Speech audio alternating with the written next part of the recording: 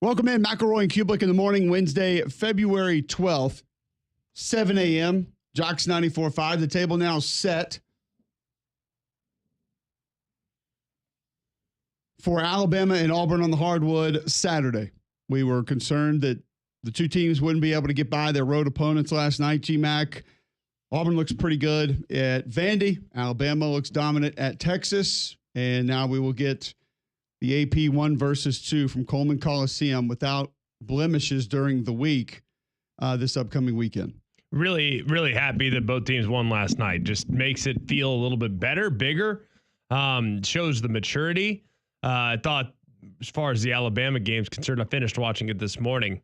First half was, about as good as you could shoot it, I feel like. Of course, a couple turnovers here and there, which seem to kind of be just part of what comes with this team. Turnovers definitely has happened from time to time, but liked how they finished. Watched the second half this morning and really liked how they finished. Thought that was a much improved effort in the second half than it was the game against Arkansas. So I think a lot to feel good about with what we saw last night from Bama. And then as far as Auburn's concerned, solid. That's a tough place to play too. Memorial's a tough place to play.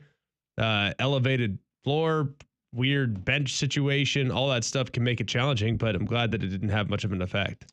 Yeah, Vandy actually out-rebounds Auburn 37-29 last night, but Auburn shoots 52% from the floor, 9 of 24 from behind the three-point line. Janai Broome, solid again, 17 points. He had 3 blocks, 7 rebounds, and Vandy kind of ramped it up physically a little bit against Auburn last night and made them work. A lot of second, third chance points for Broome last night. You look at points in the paint, it was 40-40. 16 fouls to 14 fouls. So it was fairly even there. It's just Auburn jumped out to a couple of bigger leads, led by 16 at one point in time. And Vandy wasn't going to be able to put enough together to be able to come back. Auburn not great from the free throw line, but you get that win at Vanderbilt. You get a little bit extra time before you go to Coleman and take on number 2 Alabama. And Alabama, just the offense was on fire last night. 103-80, they take out Texas. First ever road win at Texas. Kind of wild to think about that. Obviously not playing every year, but still kind of weird that that's the first time it's ever happened.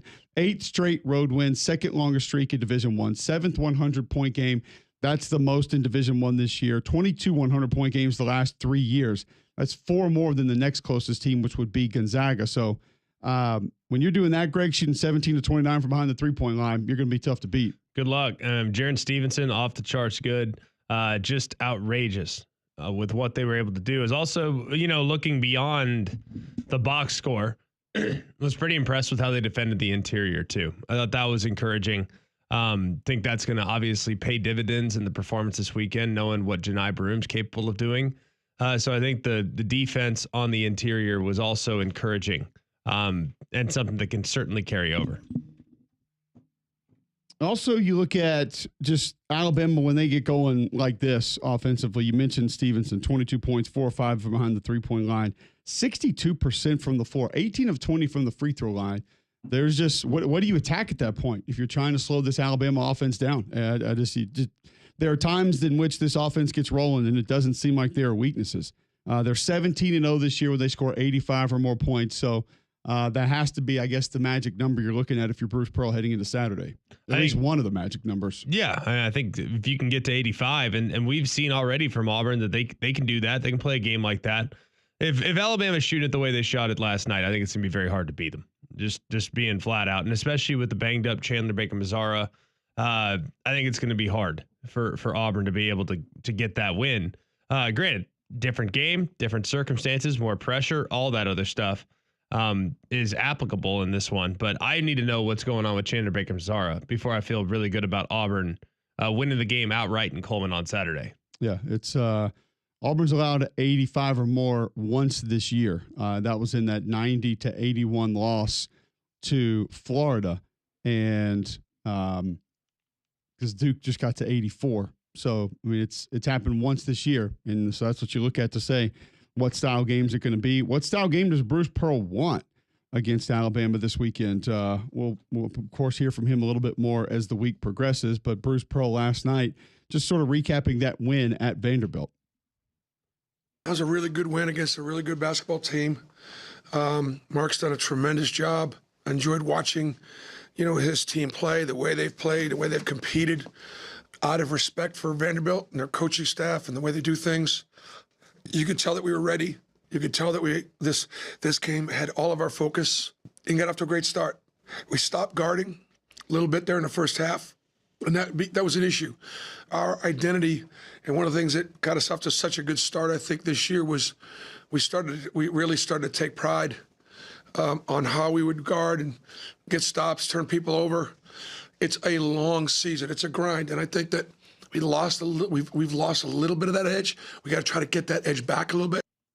So Bruce Pearl wants a little bit of that edge, and of course, I actually listened to had date night with the wife last night and listened to a little bit of Andy Burcham's call on the way home towards the end of the game, and he spent a lot of time talking about different players on the team, referencing how they had to be dialed into this game, trying to avoid the distraction, the discussion of playing against Alabama 1 versus 2, and that it was difficult, but that the team did kind of come together and make that an emphasis point, not to focus in on that and to put all their energy towards Vanderbilt. And then Bruce asked, this is always an interesting question. Some people say, hey, you need to lose at different points in time. I'm never one who believes that, but he was asked if that Florida loss was a good thing for this team. It's a classic. You think so? But I honestly don't think it had any effect. I thought Florida beat us. I thought Florida was better. I thought the guard was the best guard on the floor. I thought their front line was more active, bouncier. I thought Florida was better. Now, we may see them again down the road, but that's a Final Four team. So I don't think it was like, well, I even had some, I'm glad we got that loss out of the way now. Like, what are you talking about? Have you seen our schedule? Like, believe me, tonight, you guys wouldn't have been shocked if we lost tonight, would you have? No, that's a good team. And the season it is a grind. It's a grind.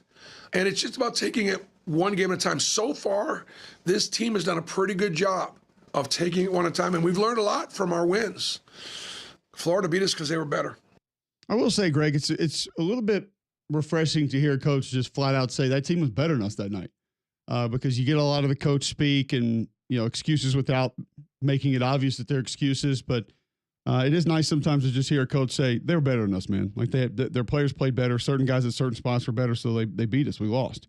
But that was Bruce Pearl just on that win at Vanderbilt last night, being asked about the Florida loss. Nate Oates asked about their shooting performance last night at Texas.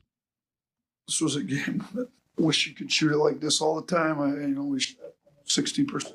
We shot 62% from the field. So, we spend a lot of time in the gym, but sometimes you get some open looks, you knock them down, and it helps the game go the way you want. So we had way too many turnovers again. That's becoming a major issue with us. Got to give Texas a lot of credit. They got into us. They were physical with us. They forced some turnovers, and I thought they played hard. Is the turnover a problem you think carries into this weekend, GMAC, or something that's a big concern this weekend? It's just been with them all year, I feel like. I feel like they just are a group that is naturally a little bit careless with the football. The thing is they can make up for it. I do feel like their effort on defense the last few weeks has been better. I also feel like the way they're shooting, it's off the charts good. And it's not that they have to rely exclusively on shooting 60% from three to pour it on teams. I mean, they have a lot of different paths to be able to get to that point, to a comfortable lead and to a comfortable win. So I think there's a lot to like with how this team has played. And while I don't love the turnovers at times, I'm also not one that's going to completely lose a ton of sleep over it as well, knowing what this team is capable of as far as neutralizing those turnovers and getting it back. Yeah, Auburn, keep in mind, second in the nation in assist to turnover ratio at 1.86. So if you're looking for things to keep an eye on, different advantages, one way, the other, that could be one right there. I don't think depth is going to be an issue for either of these teams. Both can go deep into the bench. I honestly, I look at it, Greg, and I just wonder, what's the style fight going to be? What style game are we going to get? If it's an up and down the floor game? I know Auburn has played a couple of those, but I think that's just much more advantageous for Alabama. And if they're shooting anything close to what they were last night, don't know if you're going to be able to keep up. I would imagine you try to slow it down. Yeah. And you want to try to control the tempo and the pace just to keep Alabama out of a rhythm, to keep them where they're maybe most comfortable. Now, Alabama's more physical than they were last year. They're better at defending that, better at handling that, but I think that's still probably the more advantageous path to a win for Bruce Pearl. Yeah, I mean, I think that the thing that concerns you about the turnovers is all it takes in a one and done situation this weekend, notwithstanding. All it takes is a one and done situation, and sure enough, now you could potentially be in trouble because you're careless with the ball and you can't get shots to fall. I mean, that is concerning. So it is something that I'm sure Nate Oates wants to get figured out. Absolutely. And this week will be a great example of that, because this week's going to feel like a tournament environment, one that matters a lot. And the ramifications of losing are going to be felt beyond the immediate disappointment of seeing your team come up short on the scoreboard. Like, you're going to have to kind of live with it now for a little while, knowing that you lost the in-state battle. So I think this one is going to be probably about as good of a litmus test for how this team's going to perform in the postseason as you can find this Saturday. Now, I don't know if there is a better way to test yourself against a team that you care about beating in an environment that's going to feel like a postseason environment with a ton on the line, knowing the SEC regular season ramifications and all the other, 1 versus 2 and all the other tentacles to this conversation. So this weekend's going to be amazing. And I hope they can clean it up, because if you're turning it over and not hitting threes, that's going to be tough. Nate Oates also asked just about this team's maturity last night after the game. I do think, we've got a mature group. They know they've prepared. We kind of get into it, the haze in the barn, if you will, going to these games. Like, we know what we have to do. We don't get upset. The other team hit some tough shots that we're willing to give up. Now, the turnovers, that was a little upsetting. Some of the rebounds we gave up was a little upsetting, but we try to be intense, like you said, very intense, play hard, give max effort, but we're not trying to flip out over. Like, we come prepared. We know what we got to do. We get it done. We execute the game plan, and we get out of here with a win. And that's a lot of what you want to do in this league. I did think some of the conversation late in the game was a little bit confusing with the broadcast crew of, essentially the entire league being 500. Don't know if that's maybe how it should be viewed, but some confusion there as to sort of. It's an 8-8 league. 82 and 82, I believe it was said. That is accurate. If team games were played, one team won, one team lost. Can confirm. And when you're all playing teams from the same league, that some teams are going to lose and some teams from the same league are going to win. But most of the time, all the time. Well, they also said something about how there's not a lot of separation, and I okay. Feels like there's separation to me. Feels like there's clearly 3, maybe 4 teams that are better than the other teams. Not that the other teams aren't good. Not that Ole Miss, Mississippi State aren't good basketball teams. But why you got to bring up Ole Miss? Not that Vanderbilt's not a good basketball team. Not that A&M's not a good basketball team. Why are you such a South Carolina Not that Missouri's homer? not a good basketball team. South Carolina's not a good basketball team. Wow. They lost 1 game in the non-con. How many did they lose in the con? Enough. The rest. Enough. Yeah. Enough to know that it's not a 500 league. Yeah. It's like Greg McElroy said a long time ago. Every league needs bottom feeders. Not every league's going to be all undefeated. As two teams that were bottom feeders prior to the arrival of our current coach, I'm very happy to know that we are in a really good spot. No longer in the bottom feeder category. So I've yet to see the conference with all undefeated 1 and 2 lost basketball teams. That'd be sweet if we could have one. I mean, how do you even decide your conference champion at that point? Guys, we're not playing conference play this year. You guys are all too good. Splitting it 14 ways. Chop up the trophy now. These dang participation trophy kids, these Gen Xers, they're ruining everything. Nate Oates last night after the game on whether or not his team is the best team in college basketball. Do we think we're the best team in the country? I think we got a chance to be, but Auburn's the best team in the country right now, and we got to knock them out on Saturday if we want to claim to be the best team in the country. All right, so I want to focus in on Alabama just a little bit more. Not so much on the basketball court and not even really on the football field, but through recruiting. There is some potential good news for the Crimson Tide coming up over the next few weeks.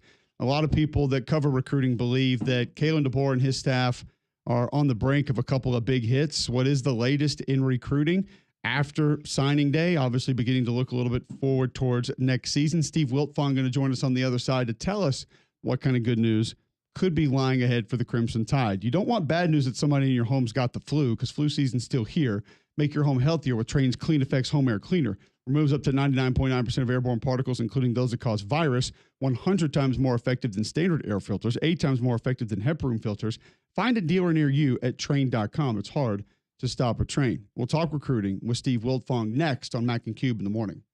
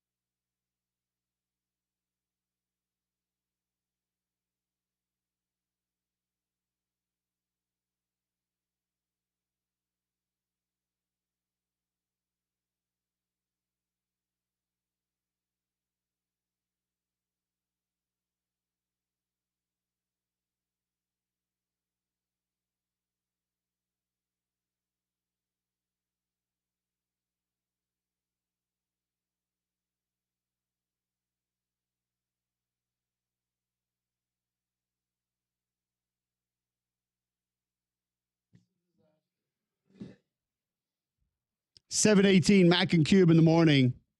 Going to go right to the Buyers Right hotline. Steve Wiltfong of the On3 Sports Network covers recruiting, joining us now. And Steve, there seems to be it's a weird time to talk momentum in recruiting, but I've seen a lot of buzz about Kalen DeBoer and his staff, sort of maybe some good news coming their way here in the near future, some real momentum that's being built by this staff.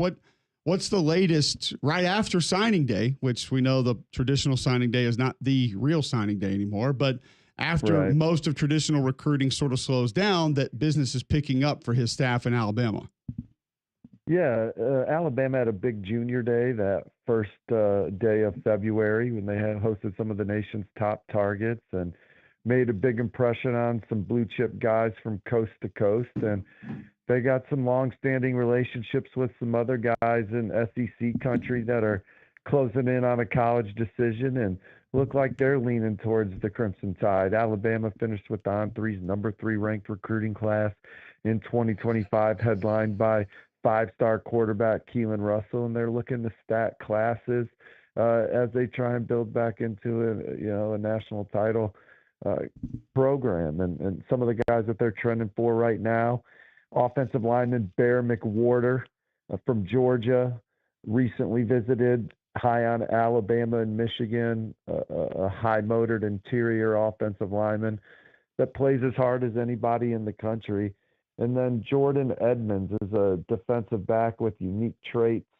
He's also from the state of Georgia, just length on days out of Marietta Sprayberry. He played in the Under Armour All-America game already and was one of the standouts at the Under Armour Atlanta camp over the weekend.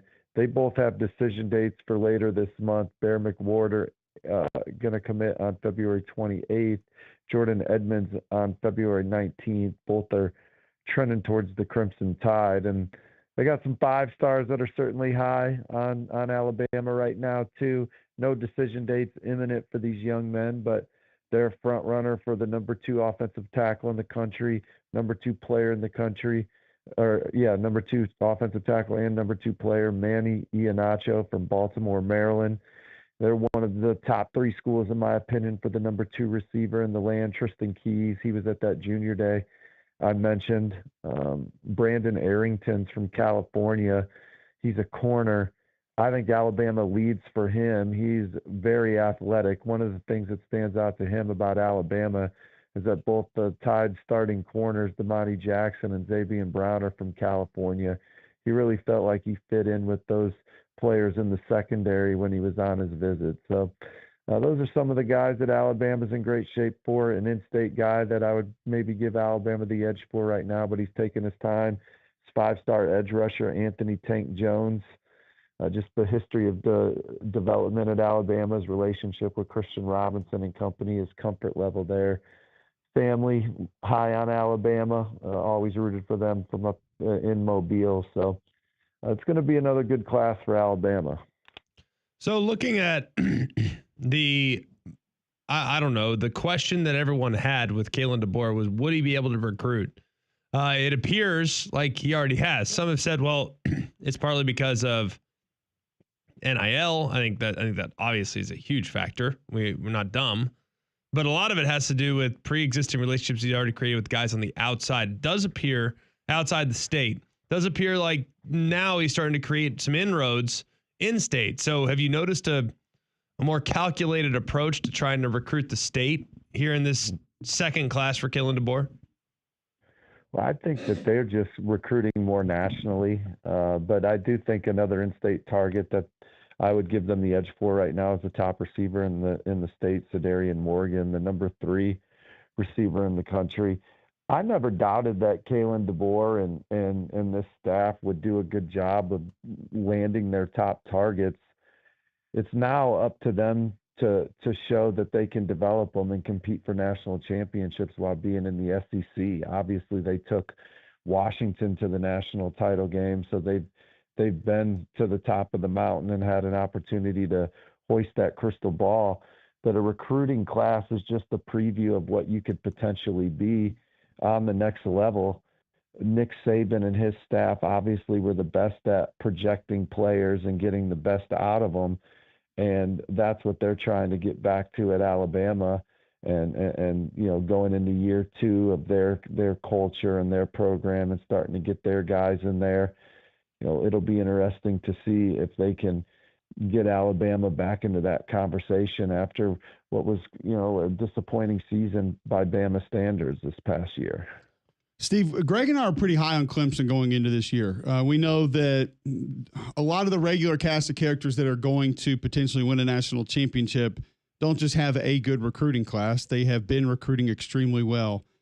How would you grade or assess where Clemson's high school recruiting, because we know what the portal's been, so let's just say over the last 3 years, is it a severe dip from what it was? Is it a minor dip? Is it still a good enough collection of talent that could be filling some of the voids for Dabo and company to maybe go win a national title? I think defensively they've recruited at pretty close to the same level as they did with those championship teams. And, obviously some of those teams that played for it all had some elite defensive linemen. But Clemson on that side of the football, I think that they've recruited championship caliber. Where we've seen a dip for Clemson is definitely at the wide receiver position. And you compare these Clemson teams that have gutted out competing for the ACC title to the ones that were the best teams in college football. They were so dynamic at the skill position, and we haven't seen that lately. But they got some young guys on their roster that have a chance to light up the scoreboard and be matchup problems. When you talk about guys like TJ Moore, Bryant Wesco, Antonio Williams, those guys are closer to that standard than what we had been seeing with the guys that they recruited, and they just weren't of the same caliber. And with that, we saw Clemson struggle on offense, particularly against the better teams on their schedule. That they have the best culture in college football. I mean, when guys go to Clemson, they love it there. The coaches love being there. They create an environment that's extremely fun, yet very competitive for those guys. And even when they're not playing at the level that they want to play, they're still playing hard every Saturday. So this football team, I see why you guys are bullish on them, and I just point to the skill players that they have and think that they're a cut above what we've seen from them the last couple of years. What do you make? What do you make of the line of scrimmage offensively?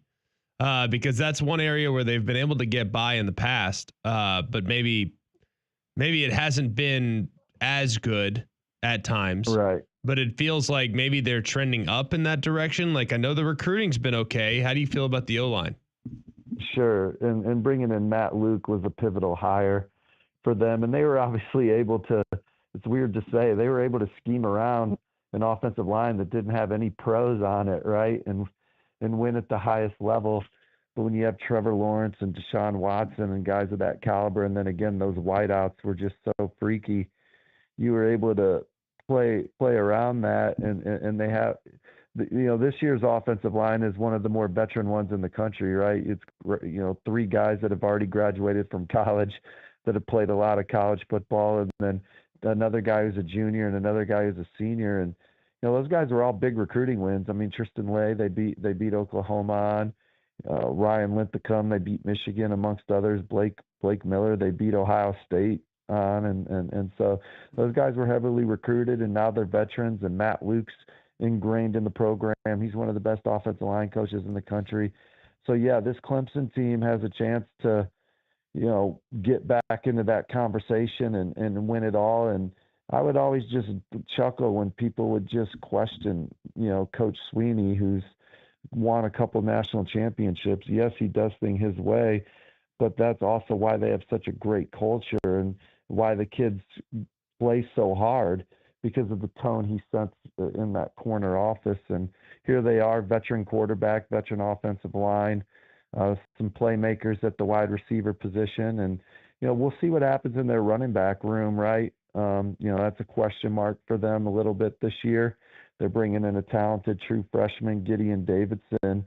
And then, this defense, is it a championship defense? Time will tell, but they got some really good players. So it's an exciting time to be a Clemson Tigers football fan after some years that would probably be below their standard, Steve Wiltfong joining us on the Buyers Right Hotline talking recruiting.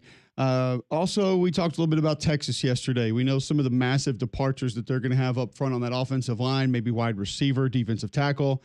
Is there a guy or two that has sort of been waiting, maybe not an incoming freshman now, or I guess January when most of them actually do come in, but an incoming freshman that we haven't seen in a college football uniform, one that's maybe been there a year or two that you feel like is on the brink to doing big things for that Texas team this year?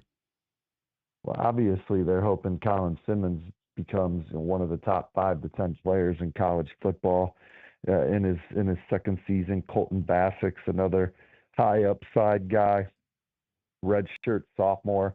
It's on the roster. They hit the portal hard at that position and invested a lot of money at that position to kind of fill the gaps as they bring along some young guys and some of the guys they recruited. Defensive line is a question mark for Texas this year, in my opinion. when you compare it to the team that they just had this past year. But they went out and recruited in this 2025 class as good a defense as anyone in the country in all three levels. And their defensive line class was the best in the land. So they could get some immediate impact from those guys. What about Oklahoma on the other side of that rivalry? It feels like a group that went out, they made some splashy moves, go and get Arbuckle, go and get John Mateer to kind of headline their offense. But it feels like maybe the recruiting isn't what you want it to be, and the portal didn't exactly provide them with a lot of ridiculous depth. If anything, maybe the portal worked a little against them. How do you evaluate Oklahoma and what they've added or subtracted this season? Yeah, and they had some major injuries on the offensive line, which kind of made it tough for them to be a consistent football team last year. So I think they're hoping that, those guys will be healthy up front and have more continuity this season at the point of attack. And, John Mateer was as big a transfer portal win as anyone could have, getting Coach Arbuckle to be your offensive coordinator.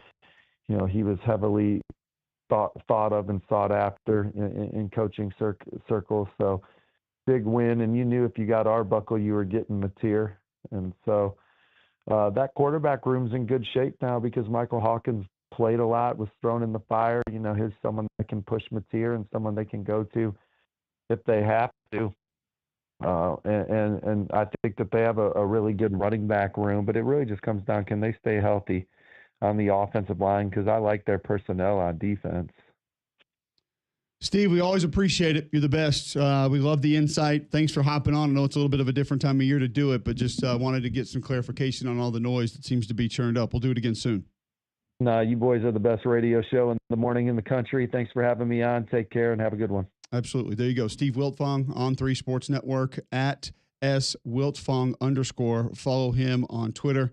Knows the recruiting landscape better than anybody. And we always enjoy having him on the Buyers Right hotline for all your insurance, financial, and HR needs. It's Buyers Right Insurance, a Higginbotham partner. I want to follow up with a couple of things that we discussed there with Wiltfong, a little bit of Clemson, a little bit of Texas. We discussed Texas yesterday. We'll do it again with Jerry Hamilton at 7:40. We'll get to our top three at 8 o'clock today. Matt Jones, we mentioned, was Kentucky on a bit of a skid. They bounced back with a nice win against Tennessee last night. We'll talk SEC hoops with Matt Jones at 8:30. We'll have the entire 9 o'clock hour to talk college football. Take your calls, discuss anything that you want to get to there. Tweet into the show at Mac and Cube. Text into the show 205-834-9450. But when we come back, a little bit more Clemson on maybe some of that skill, and then Texas, different places where they have to be good if they are going to compete for a national championship this season. If you need an HVAC to be good, and it's not, Polar Bear Services can help.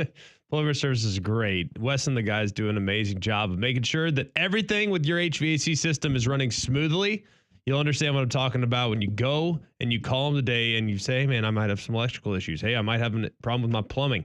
They've added both those services to make things easier for you. That's why Polar Bear Service is the one-stop shop when I have something that goes wrong at my home. Make sure your home comfort system is up to the task, too. Have some cold weather that's kind of round right now. Might have a little AC running it during the day, a little heat running at night that can put your system to the test. So make sure it's prepared by calling our friends at Polar Bear Services. Remember, if you have a problem with your electrical, plumbing, heat, or air, just pick up the phone and call the Bear. It's 205-497-BEAR. That's 497-BEAR. Speaking of weather, stay weather aware today. Some storms coming through later today. But have you seen some of the discussion about the 19th, 20th, 21st-ish this way? Snow? There's a conversation about it. Oh, yeah, there's buzz. A little buzz there. A lot of buzz. People bring it up. The rumors are churned up. You scared? No. Sounds scared. Be fine. I think you're scared. My Sierra from Royal Buick GMC has 4-wheel drive, so we will be fine. We will be good there. Back with more Mac and Cube next.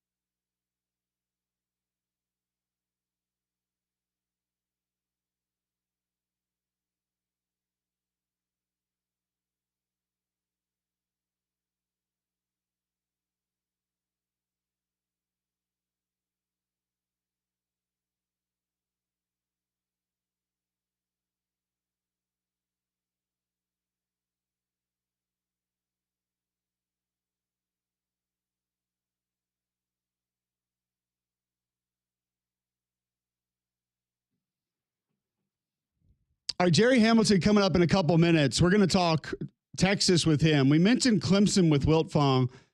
And Greg, he brought up that skill position. That maybe is where Dabo has dipped a little bit in recruiting compared to where it was when he had multiple national championships and was competing for other national championships. However, maybe the pipeline, but I don't feel like the skill is not up to speed or going to be a problem for Clemson this year. I mean, Antonio Williams proven. He's a dude. Correct. You got him. You know what you got there.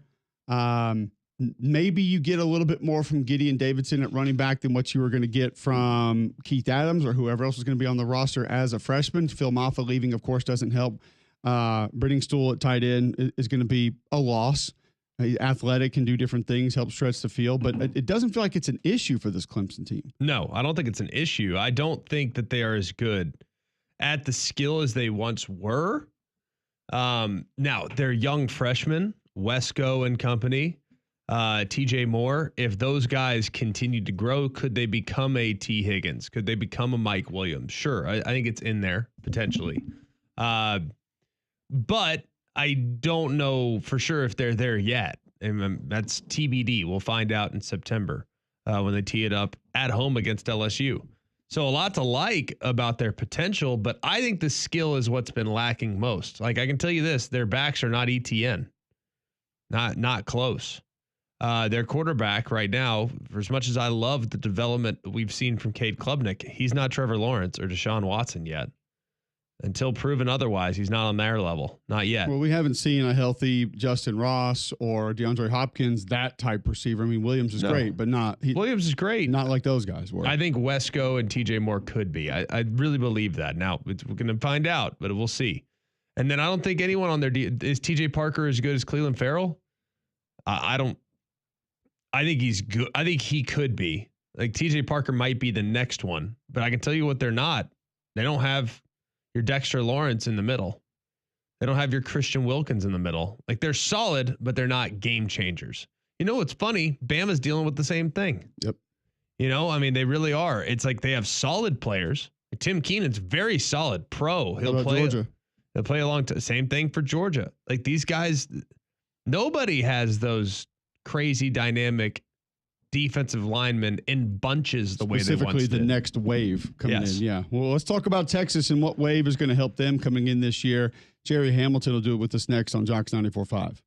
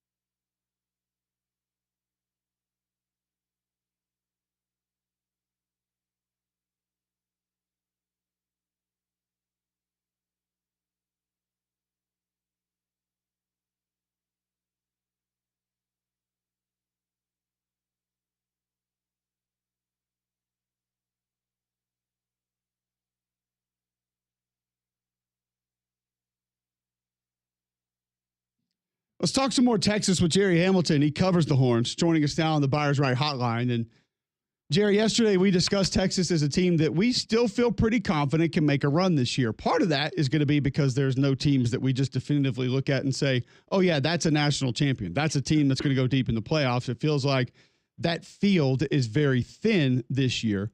But we know there's some big losses with the Horns. We're not going to focus in on quarterback, but maybe offensive line, defensive tackle. I know receiver's still strong, but doesn't feel like it'll be near as deep as it was a year ago. Tight end could be a big problem. Who are you most confident in maybe that we have not seen yet making some of those voids not as problematic for Steve Sarkisian this year? Yeah, I think they did a good job so far in the portal on the interior defensive line with Cole Brevard from Purdue as a 0, Travis Shaw as a 0/3 guy for them. I think they've done a good job. Then Hero Kanu from Ohio State, who played in a reserve role for Ohio State, so he's more of a rotational player. I think they've done a good job up front defensively, guys who can play the run in the SEC.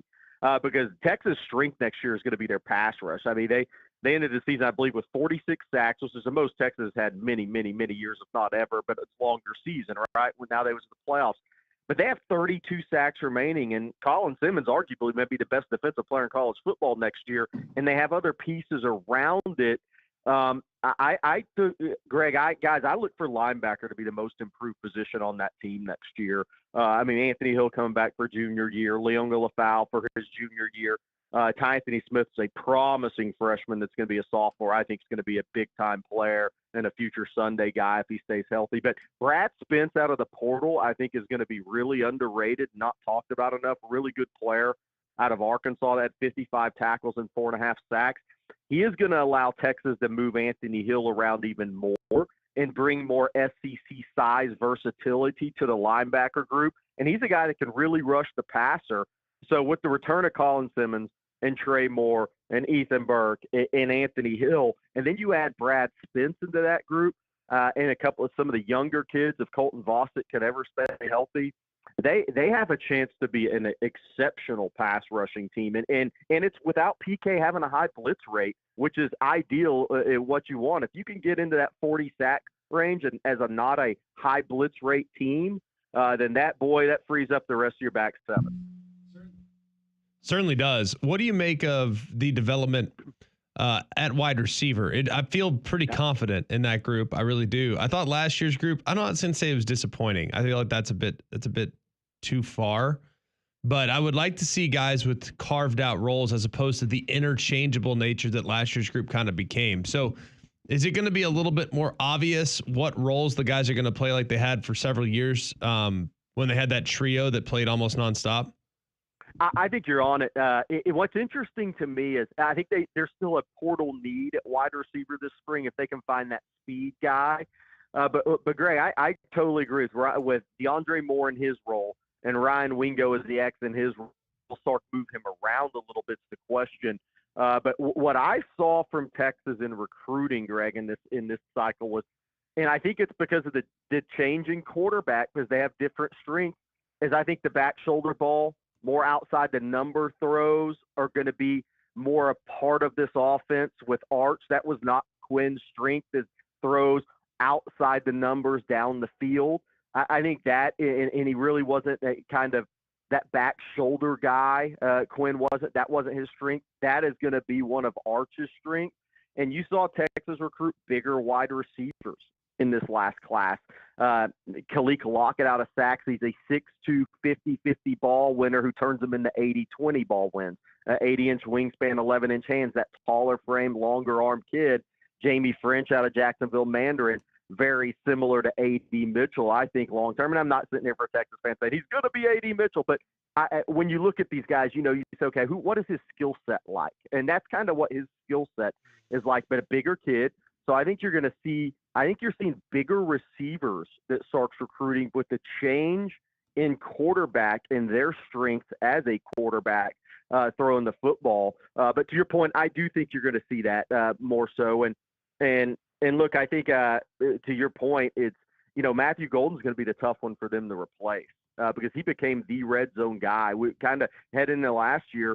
The question was, who's going to replace A.D. Mitchell in the red zone? I mean, you knew you couldn't replace the absolute just speed and toughness of Xavier Worthy, right? And then Isaiah Bond got hurt, but they were different players.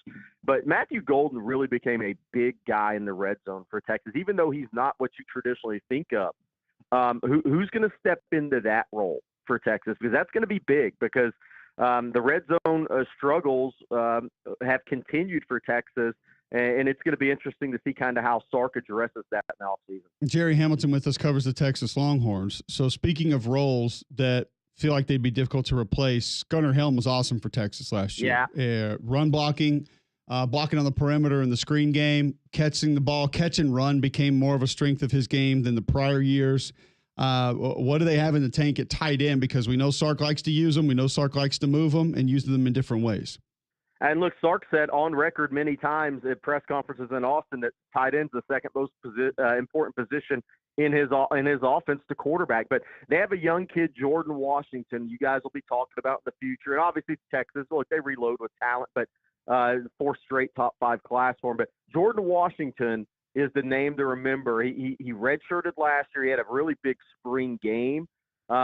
Jeff Banks, even in early practices, said a future star on Jordan Washington. He's a bigger kid. He's 6'4", about 250, 255, was a former basketball player that kind of came back to football late in his high school career.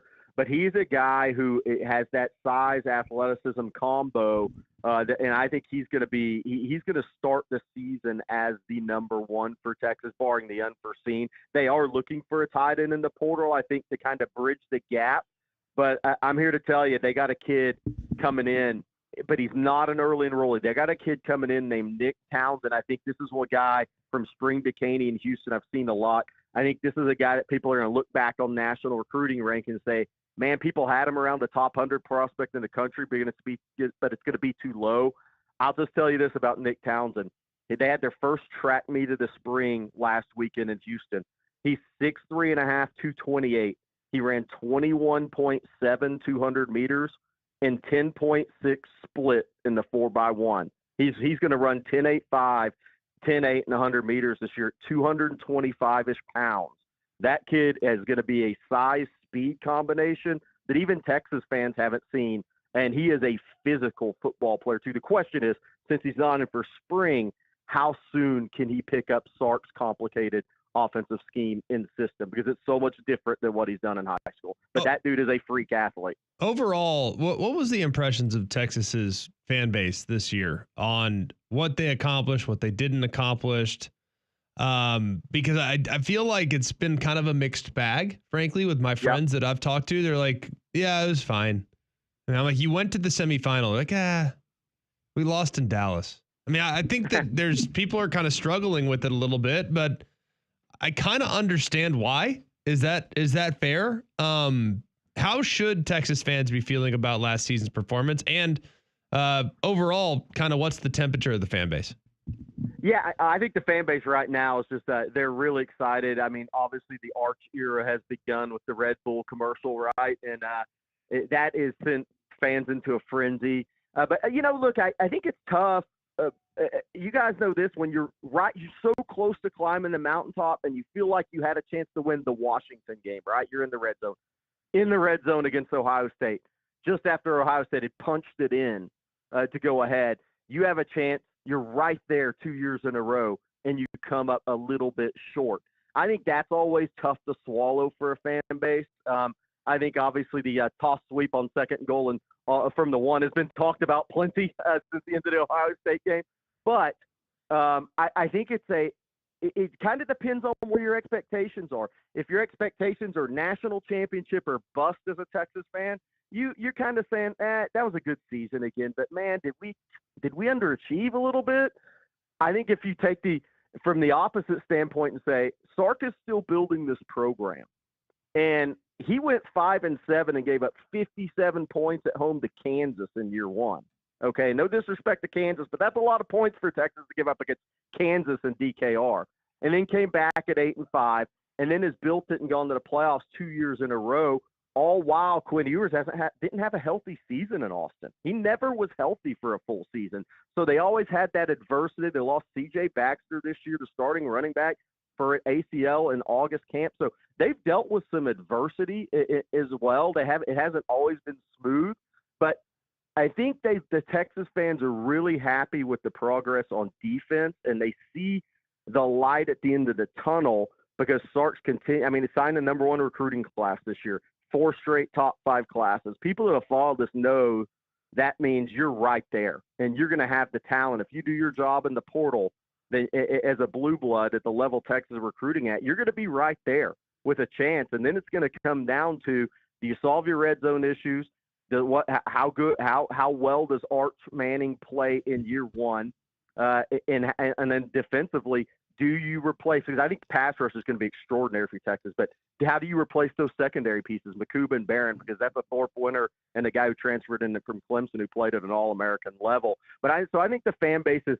I think it depends on where your expectations are. I don't think the fan base is unhappy at all with Steve Sarkisian at all. 2 straight college football playoff appearances. But again, once you come so close and you feel like you can taste it, you do have that sour taste in your mouth. Jerry, great stuff, man. Thanks for hopping on. Appreciate the time, and look forward to catching up soon. You got it. Thanks, guys.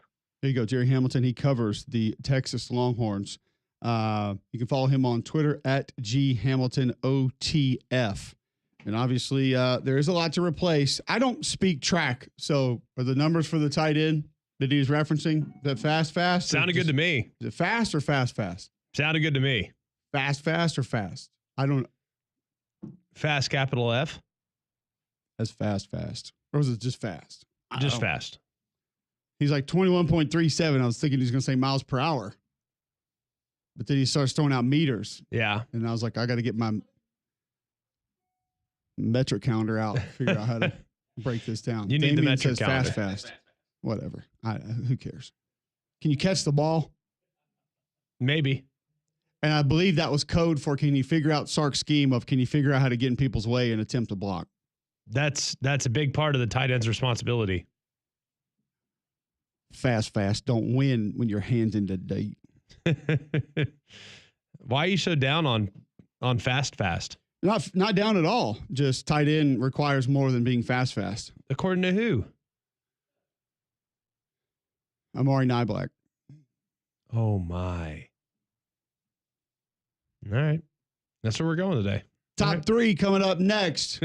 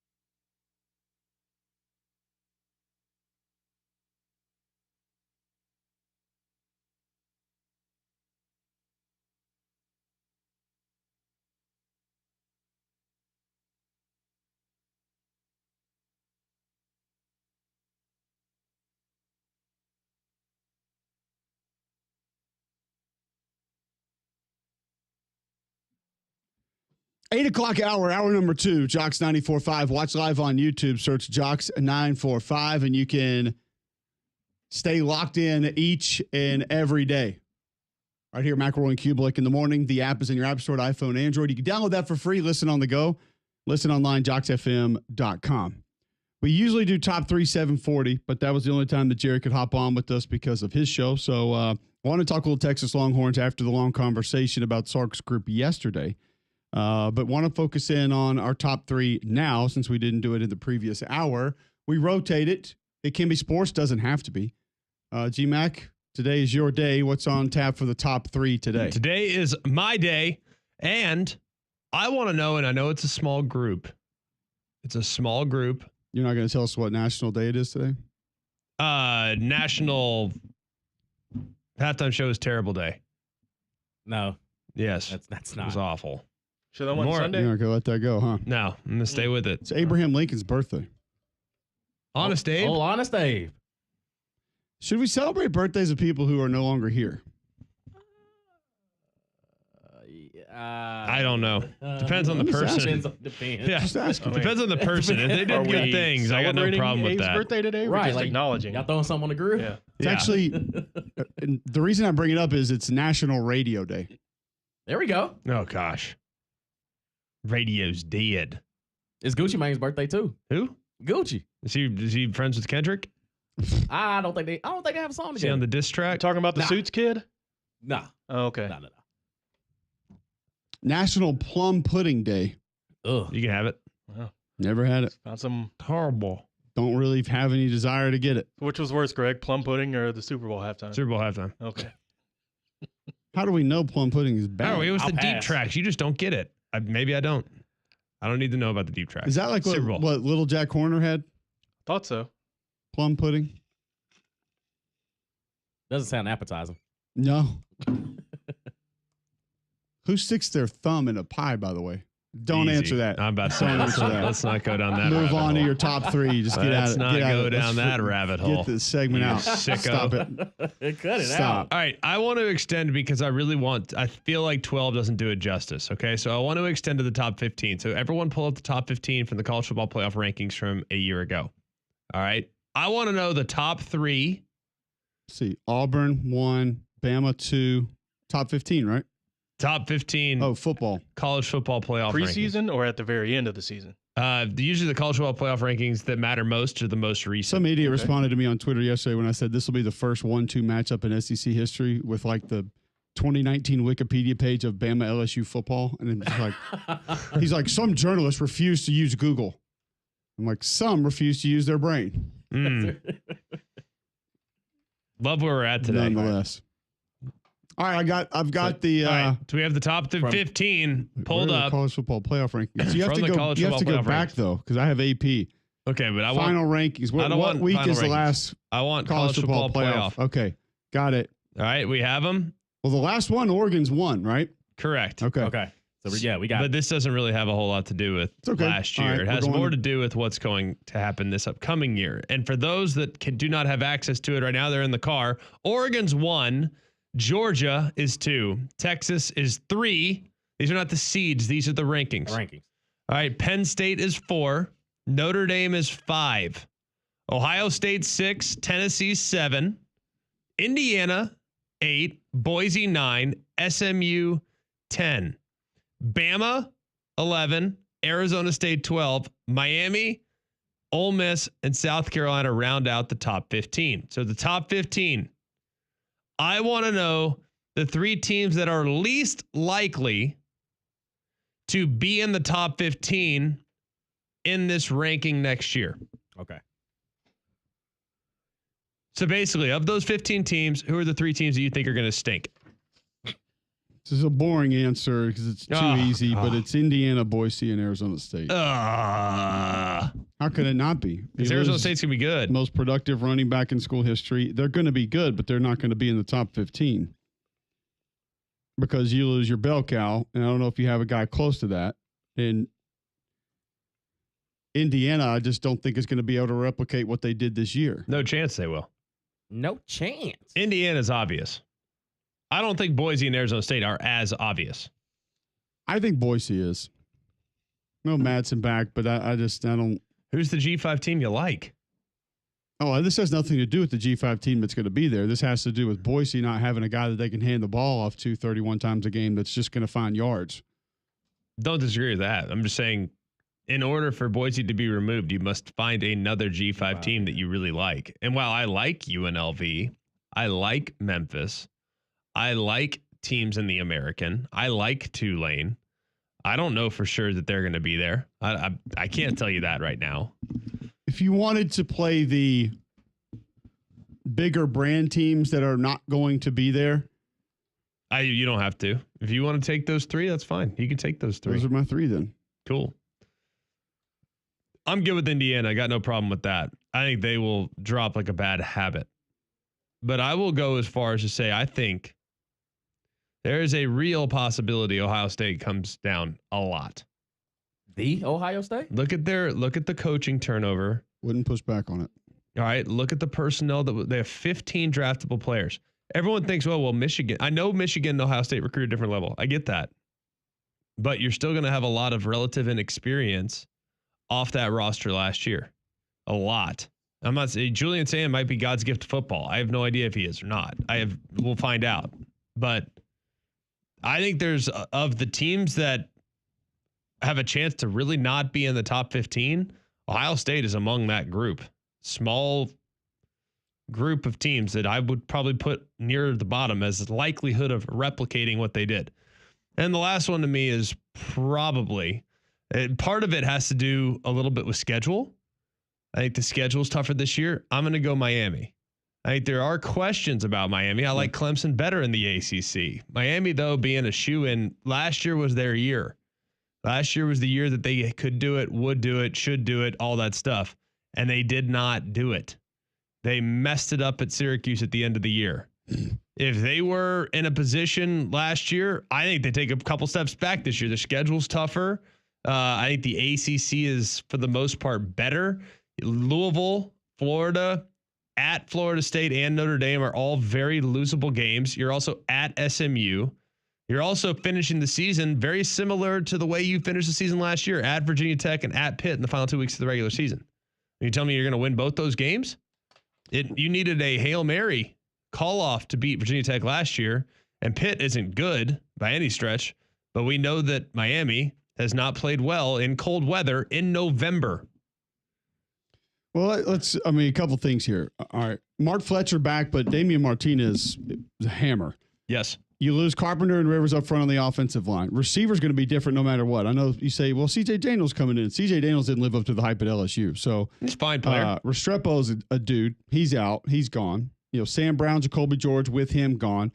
Elijah Arroyo at tight end. I don't know if you have another guy like him. Tyler Barron off the edge, not great, but gave you good depth there. I thought Simeon Barrow on the other side was pretty good. I don't doubt the defensive line because I think Ruben Bain's going to be pretty good. I think you have enough back on the edge.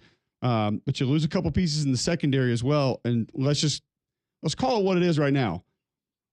From a personality standpoint, Carson Beck is not Cam Ward. No, he is not. And so if Cam Ward really was, and I believe that he was, one of those guys that sort of elevated the majority of people around him, it doesn't feel like Carson Beck is that guy, then your offense isn't going to be near the same. So I'm with you on Miami. For me, I would go Indiana number one. Hold on, Greg. Your three were Miami, Ohio State, and Indiana. Okay, got it. Yeah, number one for me, probably Indiana. I don't think they can do what they did last season. Number two, I would say Miami, to your point as well. Like, I just don't think Carson Beck is necessarily going to replicate what Cam Ward was able to do last season. And number three, going against my boy, but I would probably say Tennessee.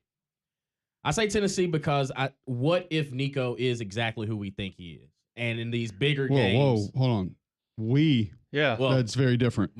What you and what Greg think Nico is are totally different ends of the spectrum, by the way. And they have these questionable losses that, again, you go back to Arkansas last year, and what if that holds them back from truly, taking that next step up? I'll be much more concerned about the defensive line, the offensive line, the running back, and the tight ends.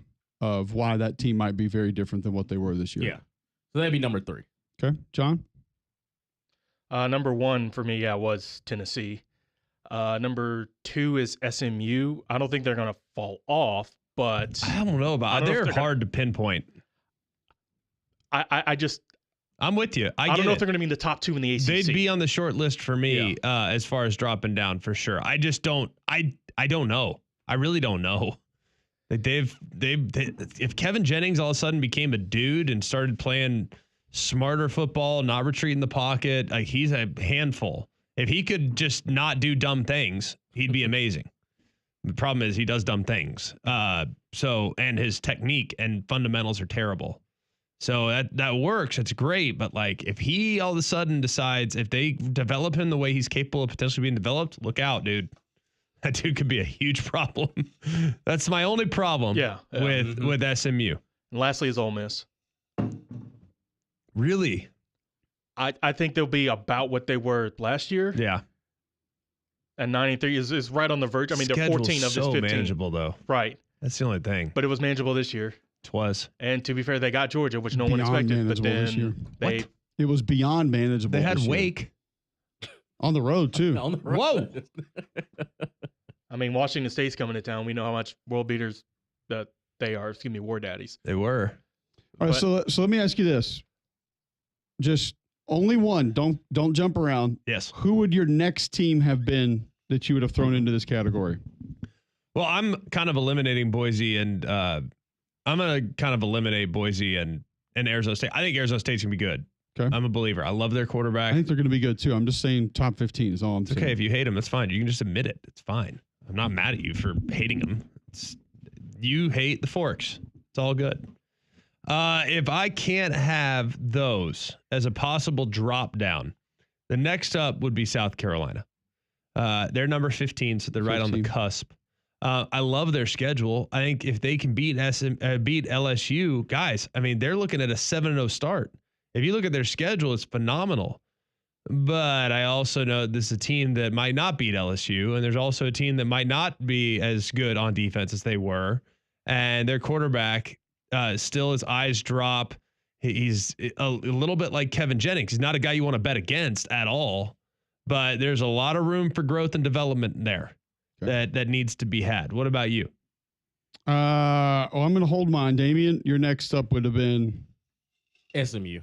Okay. John? Maybe Alabama. At 11? So you think they're going to go further down? Wow.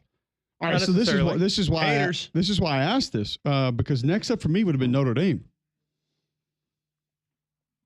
And I do believe that the offensive line's got a chance to be pretty good. Now the depth, obviously, they were able to survive some massive hits this year. And still be okay. But I don't know if they're going to be able to do that again this year. We've seen Angeli in the Orange Bowl look great. I think he can be solid. Is he going to be the gamer, the controller of the offense, the situational understander that Riley Leonard was? I don't know. I think tight end's still okay, even with Mitchell Evans gone. Yeah, they'll be all right there. However, Mitchell Evans is good, though. Pretty much everybody that you leaned on defense is gone. Linebacker is going to be pretty heavy to replace. You're going to miss Howard Cross. You're going to miss Riley Mills. R.J. Oben up front had a pretty good year. Now, solid run defender. Bryce Young's going to give you some extra twits that you didn't have at a full-time basis there. Rubio, Hines are fine. You get 2 guys back off the edges that are going to be really good for him. They lost him early, though, in Boubacar Traore and Jordan Botello. So they had 2 guys on the edges that we didn't really see last year that have some juice. They're going to be good on the edges of the defense. I am a little worried about them on the interior. And then Xavier Watts, the ultimate eraser, gone. Yeah, you're going to miss him. And Jack Kaiser had a lot of the intangible football stuff. He's a great player. And you have a new defensive coordinator. It's not that I don't think they're going to be good, but the schedule is not daunting by any stretch of the imagination. I just wonder, are they going to kind of find the magic like they did this year? Week 1, without Miami a lot of that Notre leadership. Dame, who you like? Wow. I'll probably go with what I believe is top to bottom the more talented roster right now, Miami. It's hard not to go that direction, but it doesn't feel good. No. At all. Because I love Notre Dame. And I wouldn't feel good if I sat here and said Notre Dame. I love Miami. I love both of them. I really do. Like, I think there's a lot to like about both those teams. I mean, there really is. But we're talking about playoff. We're talking about top 10, top 12. I mean, I think Notre Dame's got a better chance of getting to the playoff this year than Miami. I also think that the Notre Dame schedule is a little trickier than people think. The game at Arkansas, I think, is a little bit scary. I think people are just missing USC. I think they're going to be better than people think. Yeah. At BC, after USC, whether you win or lose that game could be tricky just going there. Either a letdown after a win or you win and maybe you're a little overconfident. And then you get Navy after that. So A&M after the Miami game, which I'm going to be honest, I think A&M's a massive question mark right now. Huge. I don't know what to expect. They from were Texas last year A&M. too. Imagine that. So let's go. Let's extend this to another segment. what's Boise going to be? We just said we don't know. They might so be good. They're on Notre Dame's schedule. I think Boise might be really good. Seriously. Doran going to have NC State bounce back? Who? Dave Doran. Oh, they said Doring. I was like, Chris Doring? I don't think he's taken over What there, does he have but to do?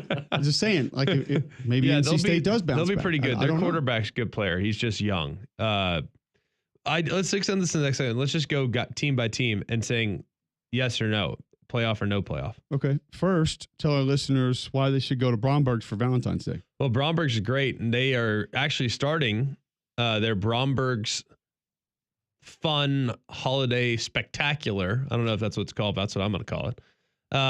There are two locations. There's one in the Summit. There's one in Mountain Brook Village. You need to go and get your Valentine's Day taken care of. You got to do that. You know, it's never easy to get Valentine's Day. You don't want to wait the last minute, but if you have, Bromberg's has you covered, and they're actually going to make it even better for you. If you go and get a Vietri hibiscus glass vase in the Summit store tomorrow, you can get a free bouquet of fresh flowers. And if you go on the 14th, that's Valentine's Day, from the Mountain Brook Village store, you can get a free bouquet of fresh flowers as well. They also will have engravers available to add a gold-plated heart charm to that Vietri hibiscus glass vase that's handmade in Italy. So go to the Summit tomorrow or to Mountain Brook Village on Friday. You'll be glad you did. It's Bromberg's.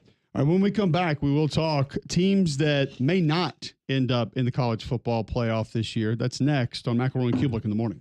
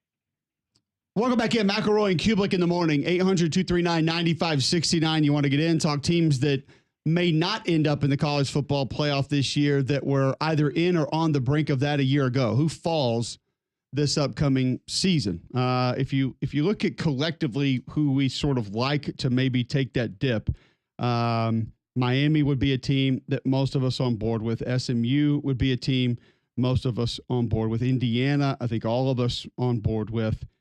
Tennessee, most How of us bad for on board Indiana, with. by the way? How bad do they fall? Yes. I don't know. I'm asking the question. I think they are going to be bad. When I say bad, I'm thinking like 7-5, 8-4. You lose their Which from an Indiana perspective, you probably shouldn't be extremely mad at. No, But I they think it's will be solid. because of what happened last year. But you're looking at 4-win drop off. And we kind of said this, like when the coach goes and gets a contract extension before the only really challenging game of the year and goes and signs up for that immediately, that's a red flag to me. All right, so It means he thinks it's unsustainable. let me counter it a little bit for you here. Got it. I do think you have a lot of your defense back, which will help.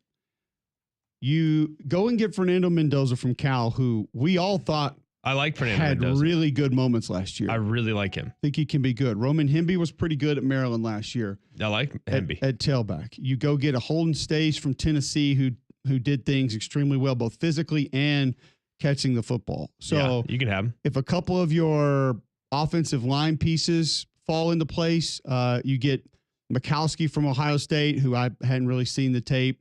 Khalil Benson's been a couple other places. He comes in. What if Mekhi Jackson comes in at receiver and gives you a viable threat?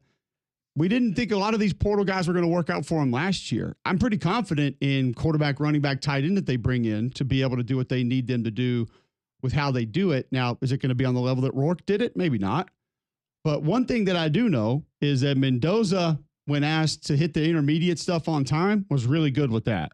And in I an like RPO-based offense, that's a lot of what you got to do. I don't know if down the field he'll be as good, but if the portal hits are close to what they were a year ago, which nobody stood out and said, oh, look at who they got, they're going to be great, Yeah. it might not be as bad as we think. Do I don't think they're think going it to will hold be. on double-digit win season again? I can't say that, no. Wow. All right. But you just said they're going to be terrible. So Terrible down I'm to just saying they're 8-4. not going to be 11-1. I didn't say they're going to be. Old Dominion, Kennesaw State, Indiana State, Illinois, at Iowa, at Oregon, Michigan State, UCLA, at Maryland, at Penn State, Wisconsin, at Purdue. I think that they're going to come back to earth in a big way. Start 3-0, lose the next 3-3, get Michigan State, get UCLA 5-3. At Maryland, I'll give them 6-3. Lose to Penn State 6-4. Let's say you get Wisconsin and Purdue 8-4 is a good year. Now, Indiana fans have maybe gotten a little bit out of whack and think that, oh, what's happening? I would like to go back and see historically how many times you've actually had 8 wins. Because that would be I like that that, is a lot fewer than got people him believe. losing his program of all time or anything. Wow. You guys are haters.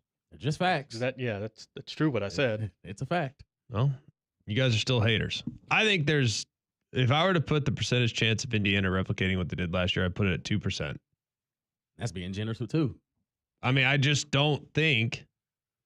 I think last year's team was really good. Veteran group. Look at how many 6th and 5th year players they lost off last year's roster. It was insane. Let me just pull up the depth chart. It's absurd. From when we called their game against Notre Dame, I'll tell you the depth chart right now, just on defense. I don't need to go into the offense.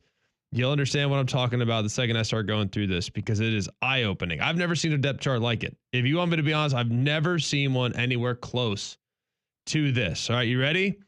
Mikal Kamara, redshirt junior. He's back. All right, so you got 1. Back. All right, count them. That's 1. CJ West, redshirt senior. James Carpenter, redshirt senior plus. Linnell Carr, senior plus. Those are the other 3 defensive linemen. Meaning, they gone. Next man up on the defensive line, number 7, Jacob Magnum Farrar, graduate plus. Second level, Jalen Walker, senior. Wait, they got Jalen Walker? I thought he was going to Missouri. No, the different NFL? guy. Yeah, different guy. Different guy. Not related. Rover, Terry Jones, redshirt senior. All right. Sean Asbury, senior. Josh Sanguinetti, redshirt senior plus. I mean, it's like unbelievable the amount of seniors that were in their starting. How many did I just list? 8 or 9. Yeah.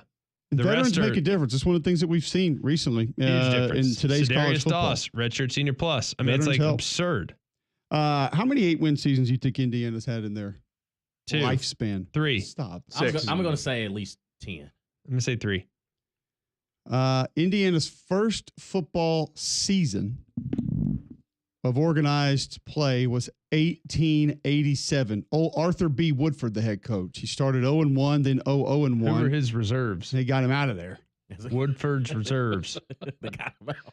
Then Evans Wolin. We had a loss. Get him out of here. Evans Wolin came in there, went 0-1-1, out of there. 1890, they didn't even play a damn team that year. They said, forget it. If we're going to be this bad, we're not going to do it. Then Billy Harrod came in, went 1-5, and they said, you know what? The next 2 years, we're going to do it with no coach. Oh, wow. They went 0-4, 1-4-1, and said, we better hire a coach. So they hired 2, Gustave Ferber and Joseph R. Huddleston. Oh, yeah. Those 2 combined to go 0-4-1. So they said, out. Then they got Winchester Osgood and Robert Wren.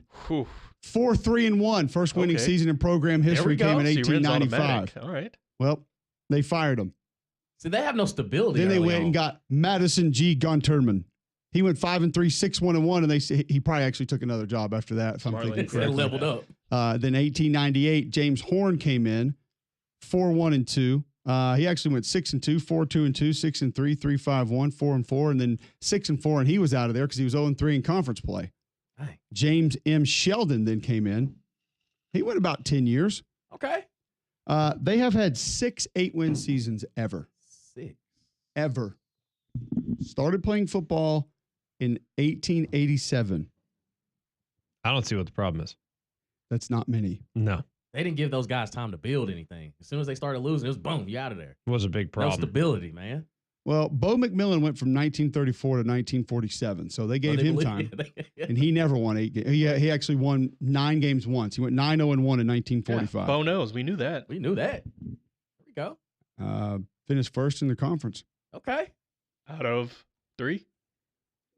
Don't have it in front of me. The Western Conference, and you want to go look that up? Okay, so 1.5. All right. Okay.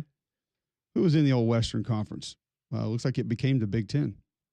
Oh, wow. University of California, Los Angeles. See? Oh, so, Illinois, okay. Indiana, Iowa, Maryland, Michigan, Michigan State, Minnesota Twin Cities, Nebraska, Lincoln, Northwestern. It actually says the Ohio State in here. Love which is that. Hilarious. Oregon. So they have been Big Ten for a while. Oregon. Okay. I think this is actually what it is now. But the Western Conference maybe was the Big Ten prior. I just didn't see the tape on the Western Conference then. Should have. But yeah, they ran a bunch of guys like Bernie Crimmins, Bob Hicks. He only went 1 year, went 1-8. You're out. Bobby Hicks, Get out of here. got to go. Clyde Smith never even went above 500 in 4 years. See? Get him out. Out of there. And then came Lee Corso. And he turned it all around. He does have one of the 8-win seasons. He went There we 8-4 in go. 1979. Won the Holiday Bowl. Holiday. Good Lord, the bowl appearances. Not great. They're not many. I'm going to say 4. 11. No. Appearances? Yeah, appearances more than 4. Wins? You're stretching on wins. They won the Copper in 91, the Liberty in 88, Okay. the Holiday in 79, and that's all. That's it. Ever. So to think that you could go 8-4, and if anybody had any kind of problem with it, you should probably burn your sweater Probably should. and just never root for a team again. They might go 8-4. And that'd be a great year because it's only been done 6 times since the 1800s. Well, not saying you can't strive for more. Sure you can. I'm just saying don't. So Ohio do it. State this year had 2 bowl victories, and Indiana all time was 1-3. Oh, that's not right. Got him. To do that way. I mean, they won the bowl games, didn't they? They did, but they shouldn't count that as that. But whatever. So they're going to name the field after Signetti after this season. Probably. Good. At this Probably point. name the whole town after him. This Mike point. could. God. Hope they don't. We'll see if Indiana is one of those teams that fall. Tennessee fell on the basketball court last night to Kentucky. We'll talk to Matt Jones about it next on Mac and Cube in the morning.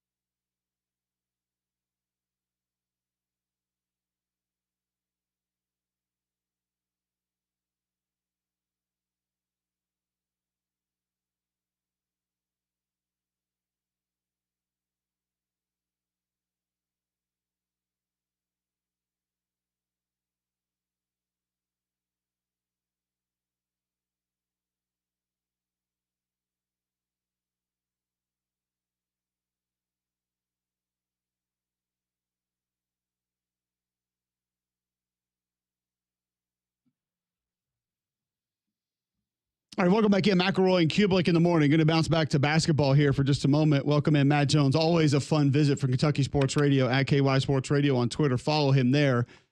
Some folks thought that there was a bit of a downward spiral for the Cats and put an end to that last night with a nice win against Tennessee. How would you sort of summarize the year so far for Mark Pope and what he's done there in Lexington? Well, first of all, it's an honor to be on the #1 rated mid-market morning show. Yeah. It's hard to be #1 and mid at the same time, but we pulled it off. Yeah, I've won the mid-market midday show, and that's 2 mids. So I know what that's like, but that's double mid. It's an honor to be with you all. And on a side note, I'm a fan of both of you guys. And Cole, I've known you forever, but Greg, you kill it on the games. I appreciate it, buddy. I've decided when it comes to color commentating, you're the best doing it now. So I just wanted to say both. Well, that's very nice of you. I appreciate that ego up a little more. Huge ego guy. Well, I'm being serious. Cole knows he's done a ton of our games, but you're great at it too. Now, I appreciate it. When it comes to basketball, Kentucky, this is a really strange team for them. They can beat anyone in the country, and if you're decent, they can lose to them as well. I mean, They've beaten 7 teams in the top 15. That's the most in the history of Kentucky basketball. Kentucky has never won 7 top 15 games in a season, and they've already done that this year. Part of it is because the SEC is so good, so you get a ton of chances at it. But then part of it is they seem to play well against the best teams. And then they've struggled against – they lost to Vandy, they lost to Georgia. The Arkansas loss at home was brutal. But they got a lot of injuries. If they can get healthy by March, I think they're as good as anybody in the country. But a big part of their problem is 3 of their 4 best players are not healthy right now. And so I thought the win last night against Tennessee might be their most impressive win of the year. 'Cause at the end of the game, they basically were playing, 2 starters and 2 kids that were playing high school basketball in Kentucky last year, and they beat Tennessee, which I think is a pretty impressive win. How would you? I mean, the reception for Pope's been amazing. I mean, I was on the edge of my seat in the game against Arkansas. It was just electric. I mean, I know it didn't go the Kentucky's fans' way, but it was just fun to watch. It was really exciting, and it felt like when he was first hired, people were like, "Ugh," and now they're like, "This guy's the greatest guy of all time." What the heck changed? Well, it switched in 48 hours, right? I mean, I was part of the people. When I heard Pope was hired, I thought, boy, that's a terrible decision. And then he just won people over by sheer will. I mean, he had a lot of things go his way right after it was announced, which are kind of Kentucky inside baseball, but a bunch of stuff happened for him that was positive. They had that opening press conference where 20,000 people showed up. And then he's just done all the right things. He put a team together of guys. At the end, fans kind of got tired of Cal's one and done. They're here just to go to the NBA. I mean, that worked for a long time, but fans kind of got tired of it. Mark Pope brings in guys who really are excited to play for Kentucky. That's important to Kentucky fans. Probably 2 of the best high school players from this state ever were in last year's class. Cal didn't really want either one of them. Mark Pope comes and gets them both. I think that helped. And then, something new. People get excited about something new. And then when they came out and beat Duke early to start the year, it went great. I mean, think about this. Think about who Kentucky fans want to beat. They want to beat Louisville. They beat Louisville. They want to beat Tennessee. They beat Tennessee twice. They want to beat Duke. They beat Duke. They want to beat Florida. They beat Florida. The only game on the schedule that fans really wanted to win that they didn't win was that game against Arkansas. And that's probably the only ding on a resume that otherwise has Kentucky fans pretty thrilled. Because, I mean, I don't think anybody really knew what was going to happen this year. Pope had to create a roster out of nothing, and I think they've been pretty successful, all things considered. In what is the best SEC, it's the best conference this year in the history of basketball. The Big East in the mid-'80s and this. I think you can say definitively there has never been a better basketball conference than the SEC is this year, which 10 years ago would have sounded insane, but it's true. All right. You're going to, like some of the ACCs in, but they're better. They're better. I mean, look. Can we say right it now, or do we have to wait till after the tournament to definitively say it? Well, the tournament's random. Let's just talk about what we have. Okay. When the top 6 teams in games against the top 40, I think the SEC is like 83-25, and of those 25 losses, 18 are to other teams in the SEC. We went 14-2 in the SEC ACC Challenge. When it came to ranked teams non-conference, the SEC only lost 2 games, and they were both at the buzzer. Like, it's just absolutely crazy how good they are. We have 4 teams in the top 5. I mean, Kentucky, who I think is a Final Four contender, is in 8th place in the SEC.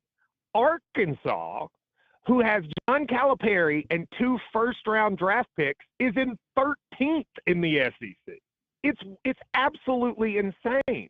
Then throw in number 1 and number 2 are playing each other, Alabama and Auburn. First time that's happened in the season since 2008. I mean, it's an unbelievable league, and I think there are legitimately like 8 teams that could make the Final Four. The ACC, I was at Duke in what the heyday, I think, of the ACC was. Duke, Carolina, Maryland was really good, Virginia, early 2000s. 3 number 1 seeds in 2019. The top of the league in those years was as good as the top of the league here. But the difference is the bottom of the league here is unbelievable. I mean, when Arkansas is your 13th best team, then you've got a league that's crazy good. I mean, Texas, let's look at Texas. Texas last year was really good. Texas came into this conference top 20, and they're 12th in the league. It's absolutely crazy. Missouri was 0-18 last year in conference, and now they're in 5th place in the league. I've been watching SEC basketball my whole life. It's always been the same thing.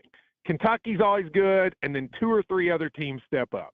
This year's a whole different beast. That's why I love having you on, because you watch the entire league, you know the entire league. How much separation do you think there is at the top, and how many teams would you classify in that sort of separate level? I think there's 2 teams that are elite, Auburn and Alabama, not just to suck up to you guys. I think they're elite.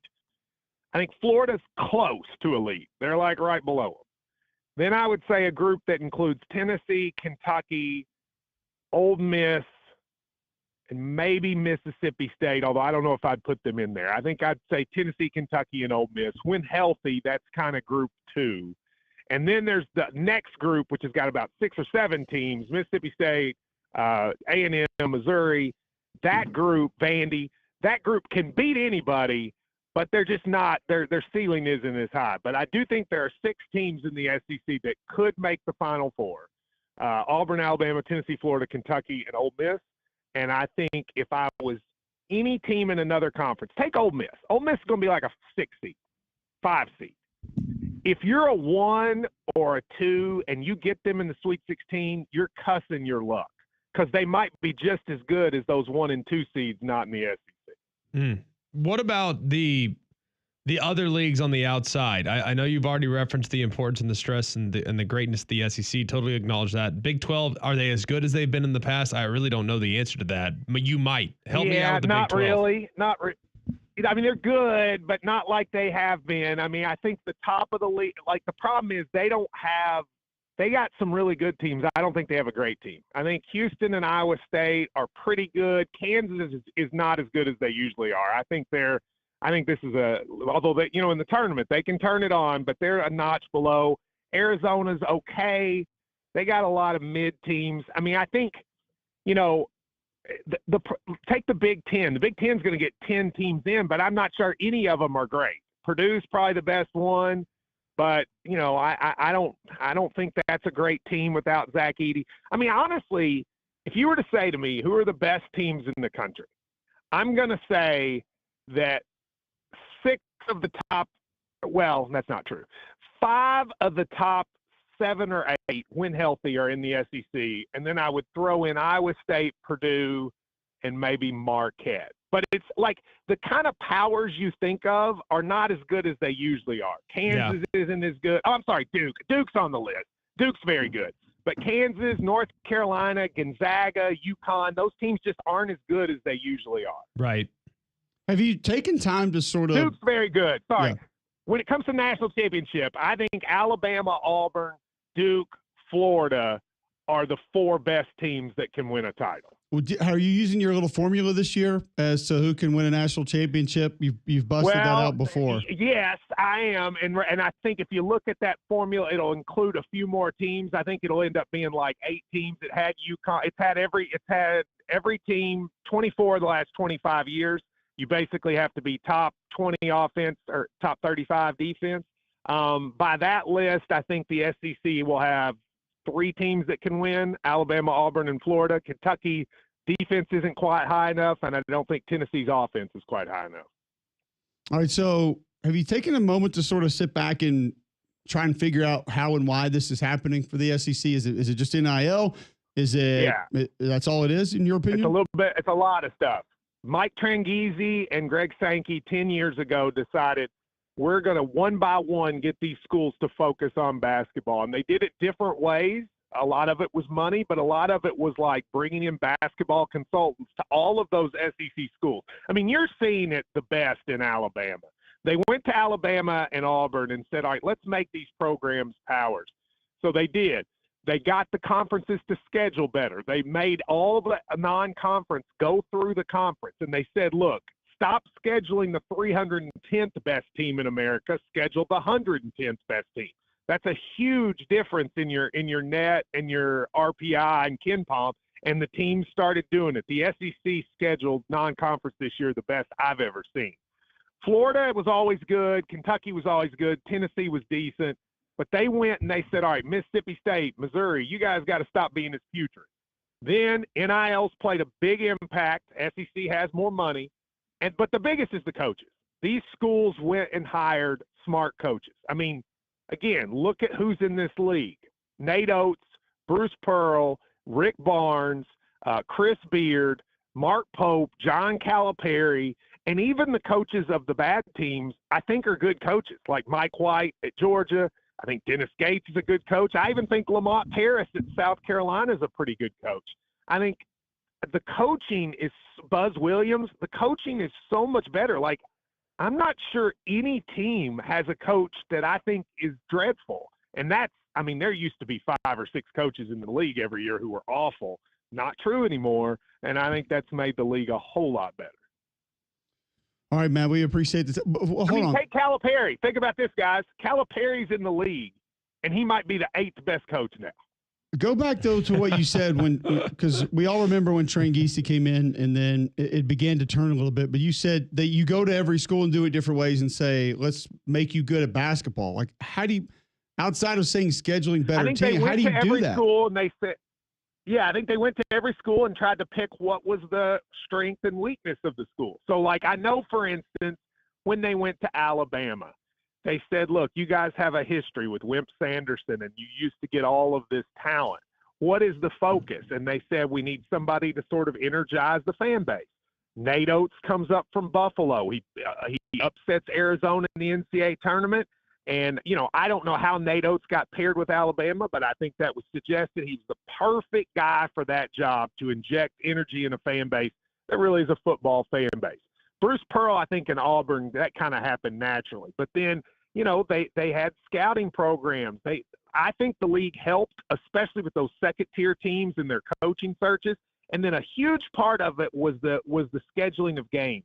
If you go look at the non-conference, a lot of teams in the SEC play the same 3 or 4 teams. So I think the league office went to, like, Butler and said, hey, Butler, why don't we schedule – what if we could get you scheduled with 2 or 3 SEC teams? And they say yes. And the SEC was then able – the problem a lot of the times is our league played such bad non-conference games that if they lost any of them, they were out of the tournament before the SEC even started. Now they play better games. And then this year, when it's all come together, they're winning. And the most important thing of all has been the split between the SEC and ACC in revenue. We have so much more money now. And the ACC, which used to get all the best players in the South that Kentucky didn't get, now they don't. There's no reason for a kid to go to Virginia, NC State, Miami, Florida State. They can go to Auburn, Alabama, Florida, Georgia. And now the best players in the South are staying home, and they're not going to the ACC. And now the ACC is what the SEC was 10 years ago, with Duke at the top and everybody else struggling, and the SEC is what the ACC was. Matt, great stuff, man. Really appreciate it. We'll do it again soon. We'll talk some football next time you join us. Yeah, I'm not as excited about that for my group. So basketball is a lot better. All right, thanks for the time, though. We appreciate it. Appreciate it. Matt Jones, Kentucky Sports Radio, joining us on the Buyers Right Hotline for all your insurance, financial, and HR needs. It's Buyers Right Insurance, a Higginbotham partner. So it's cool to get his perspective on kind of where it is, how it's gotten there, how far the league has come. And obviously, Greg Sankey, very responsible for that. Mike Tranghese, when he came in, helped sort of get that going. And you look at where it is now, it's just it's wild to think about, Greg. Alabama and Auburn, 1 and 2, going to play this weekend.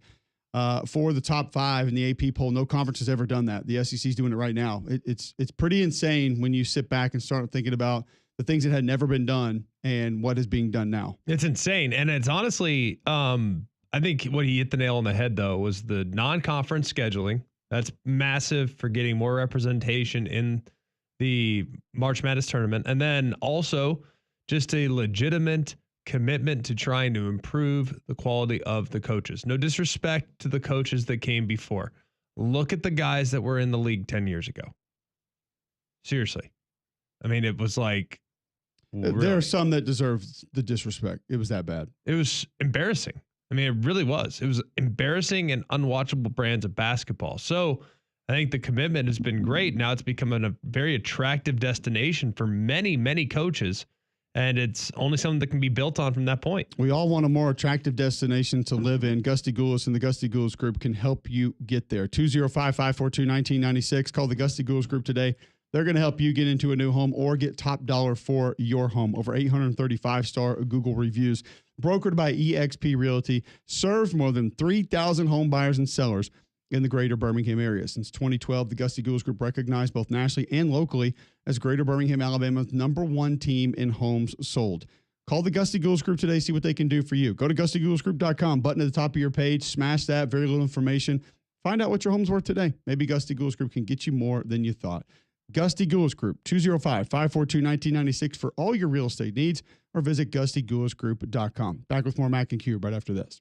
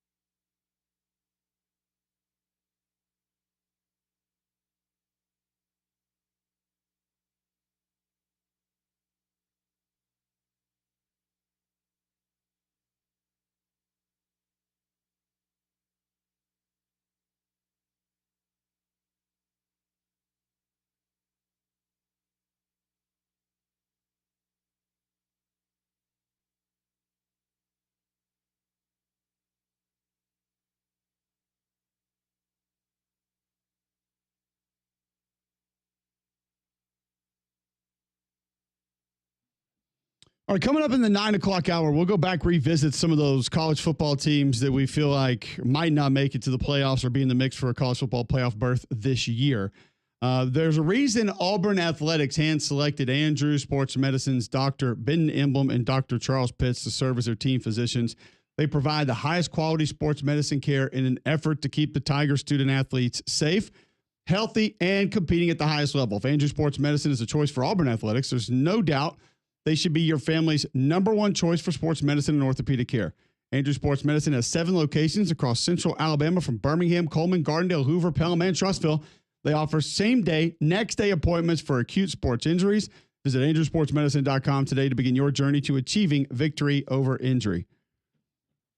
SMU, Boise, Bama, South Carolina, Miami, Ohio State, Indiana, Tennessee, Ole Miss.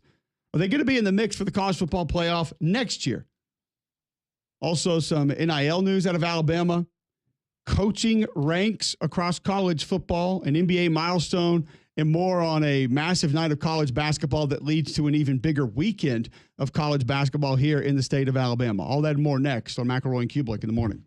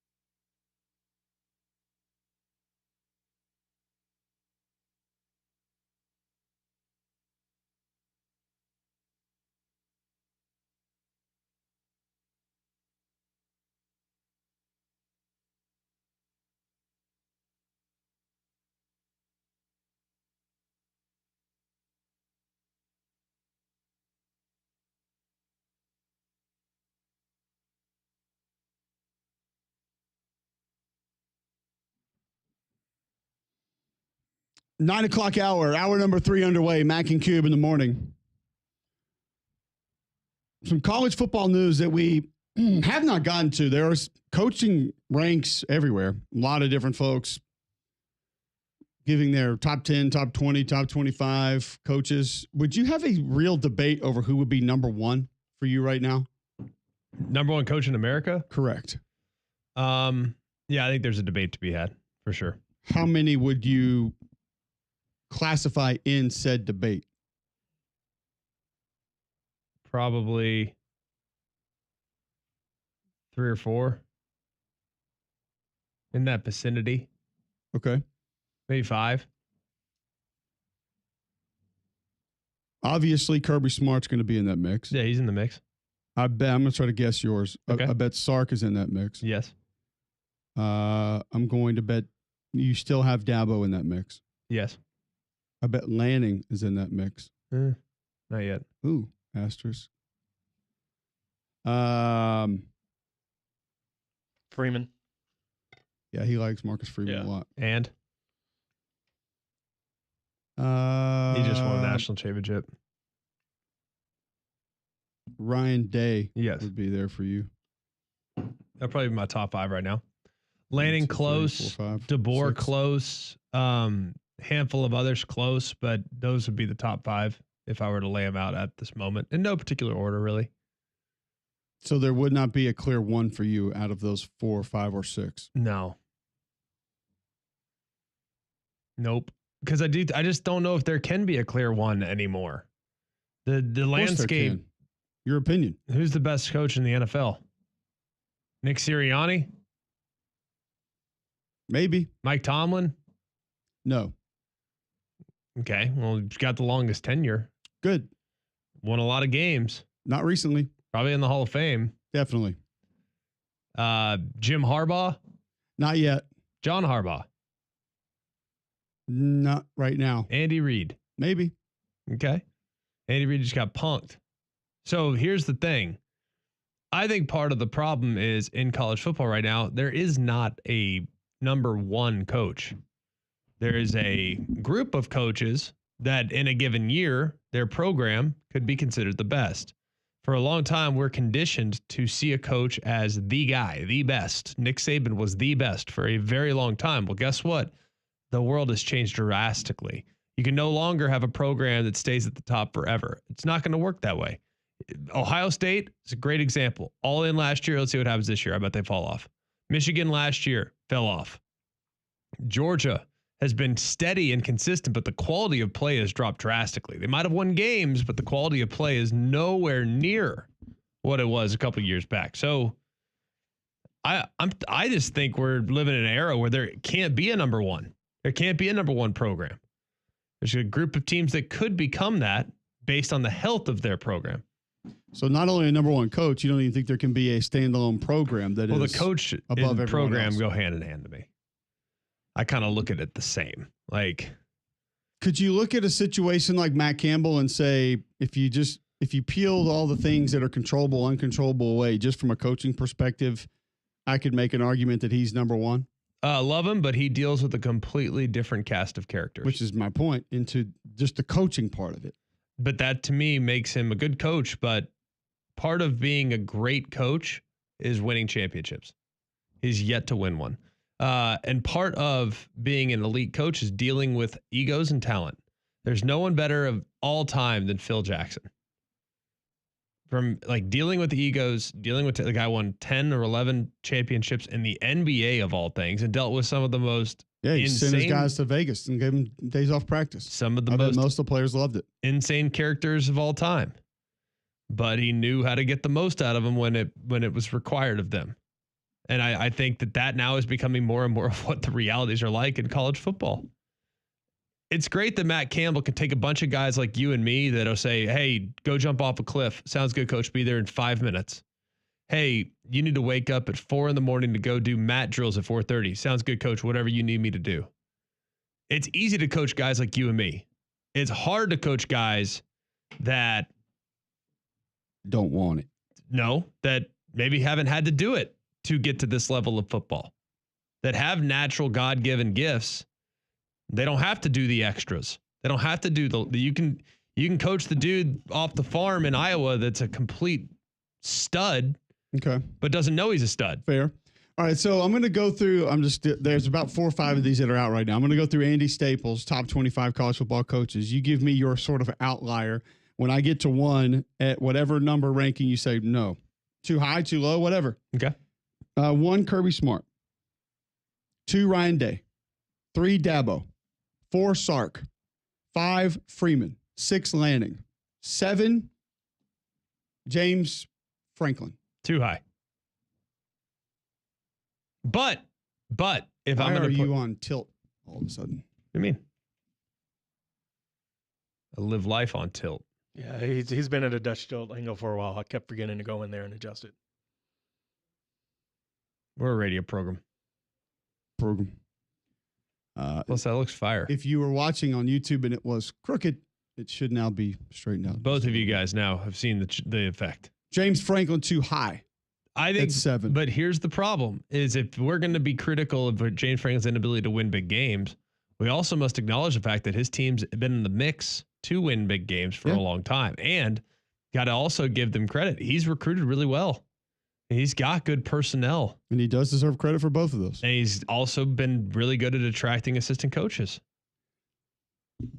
This is where people are probably going to be mad at you, but I think you will probably agree with Andy Staples. 8, Brian Kelly. I think he's good. 9, Kalen DeBoer. I think he's really good. 10, Lane Kiffin. I think he's really good. 11, Josh Heupel. I got no problem with that ranking. 12, Kurt Cignetti. Too high. 13, Brett Bielema. About right. 14, Kyle Whittingham. The thing I would say with Bielema, too, is go look where Illinois was when he took over. More importantly, go look where Arkansas was when he took over. And he got him to a couple bowl games, which felt like they won 9 games. Massive undertaking at the time. In the SEC, he won 9 games. Kyle Whittingham, 14. That's about right. Too low? No, that's about right. Matt Campbell, 15. Lance Leipold, 16. Sharon Moore, 17. Too high. Lincoln Riley, 18. Chris Kleiman, 19. Too low. Kenny Dillingham, 20. Deion Sanders, 21. Too high. 22 through 25, Cristobal, Ferentz, Brom, Drinkwitz. Brom, too low. Okay. But all in all, you guys are pretty close on most of what you would think there. Brom's probably the one that's most egregious there. That was the one that I saw that I immediately said he needs to be higher than he is. Yes. And there are a good 8 to 10 names that I would very There's one I rapidly said a second ago, though, at like 18 or right 19. Who was it at 18 or 19 that I said was too low? Kleiman. Kleiman at 19 is probably too low also. Kleiman and Brom way too low. Hard to have Dillingham at 20 just because the tenure is too short. Yeah, we don't. Same really thing know. with Deion. Like, it's too short. I need to see Deion do it without a first-round quarterback. You know, I need to see Deion do it now with the next evolution and the guys coming up this upcoming year. Like, I think there is value in tenure, and those guys that do it for just 1 year, it's kind of hard to. Deion has one winning season as a FBS head coach.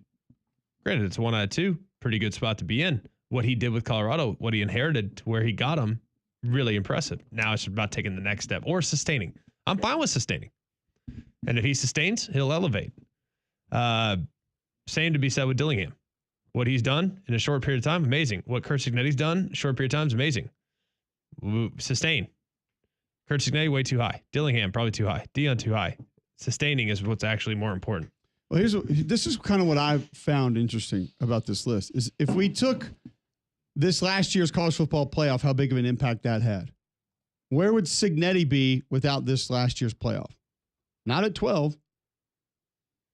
Where would Kenny Dillingham be without this last year's playoff? Not at 20.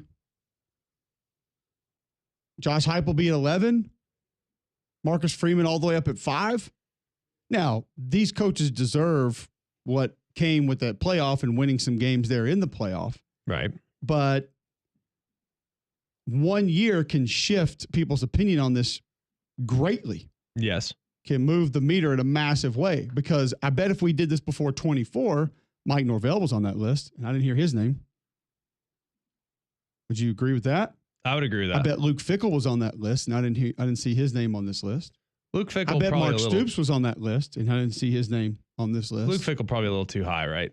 I mean, okay. Did a good job developing. I bet 24 Jed Fish was on that list. I didn't see his name on this list. It's not like Washington fell off the face of the earth, by the way. I still think Jed Fish was a pretty good coach. They were fine. And then also maybe having a bad year when people thought you were going to have a decent year can also affect you. Like, did we hear Mike Gundy's name on that list? No. Is he a top 25 coach in college football based on what he's done in his career? In his career, sure. You could make a real argument that he should be. Jonathan Smith having to go into Michigan State year one, take that thing over. I think you and I both have a lot of respect for him and how he coaches what he does. If not for a bad year in East Lansing, is he maybe on that list? So I guess the reason I bring it up is that it could change greatly with a really good year or a really bad year. Right. And how much should that change our opinion on a Mike Norvell, a Jonathan Smith, a Mike Gundy? I think a lot of that has to do with it, though. Like falling off a cliff's tough thing to wrap your head around. I can live with you taking a couple steps back from a really good year. You win 10, the next year you win 7. I can live with that. Right? Not ideal, but I can live with that. All right, when so your here program goes from 9 or 10 to 3, or when your program goes from 12 to 2 wins, that's a huge problem. Huge problem. And it does not indicate strength and stability in the program. Okay, which is a reflection of the coach. Here's 247's top 25 coaches for 24. So going into the 24 season, Kirby Smart 1, Jim Harbaugh 2, Brian Kelly 3, Kalen DeBoer 4, Dabo 5, Ryan Day 6, Sark 7, Mike Norvell 8. Too high right now.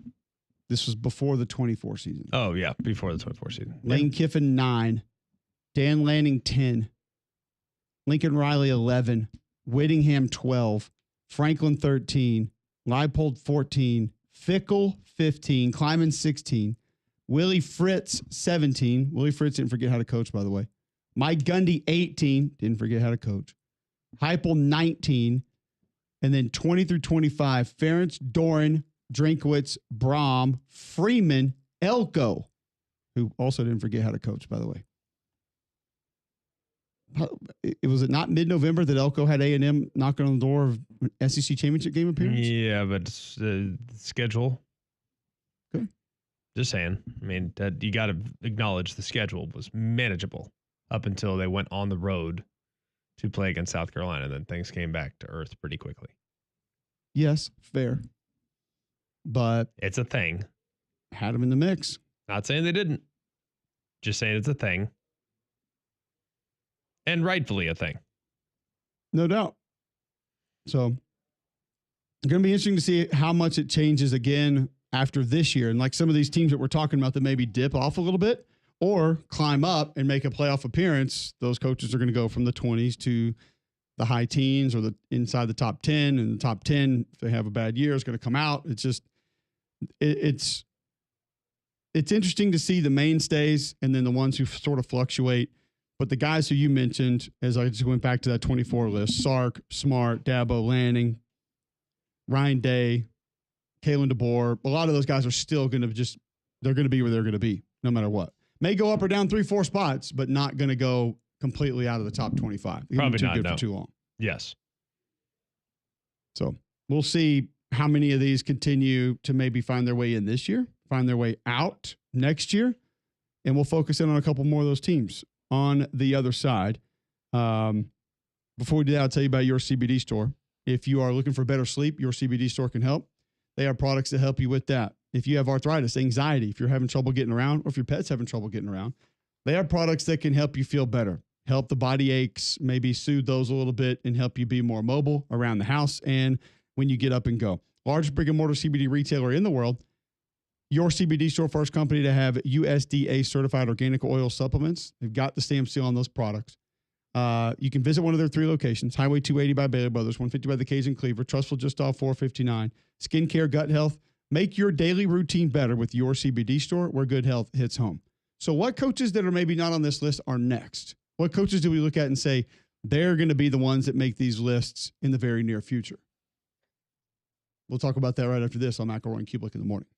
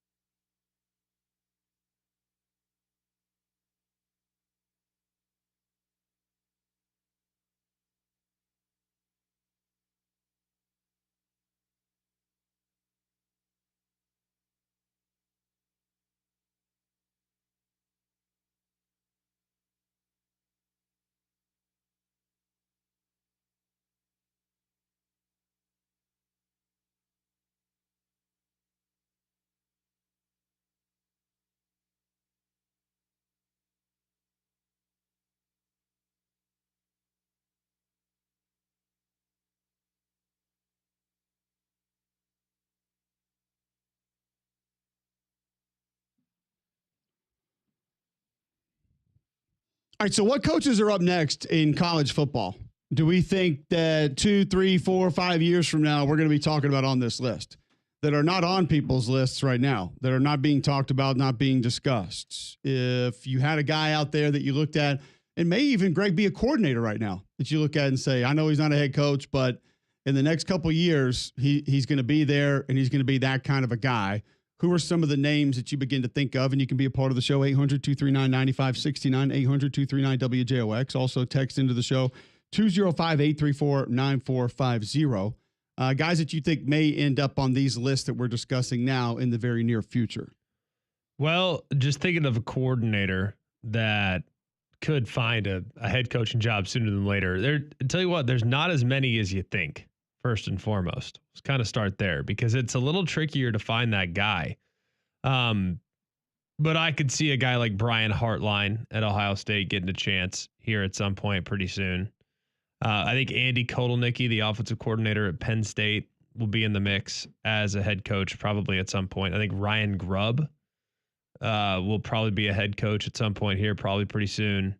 Those are kind of three from a coordinator standpoint that I think make a lot of sense and could probably find their way on at some point very soon. The other guy I think that is perennially underrated, you look at the job he has and the job that their traditional expectations, their traditional output is Dave Doran at NC State. I think he does a really good job and doesn't get the credit he probably deserves because he doesn't win enough games, but he's legit.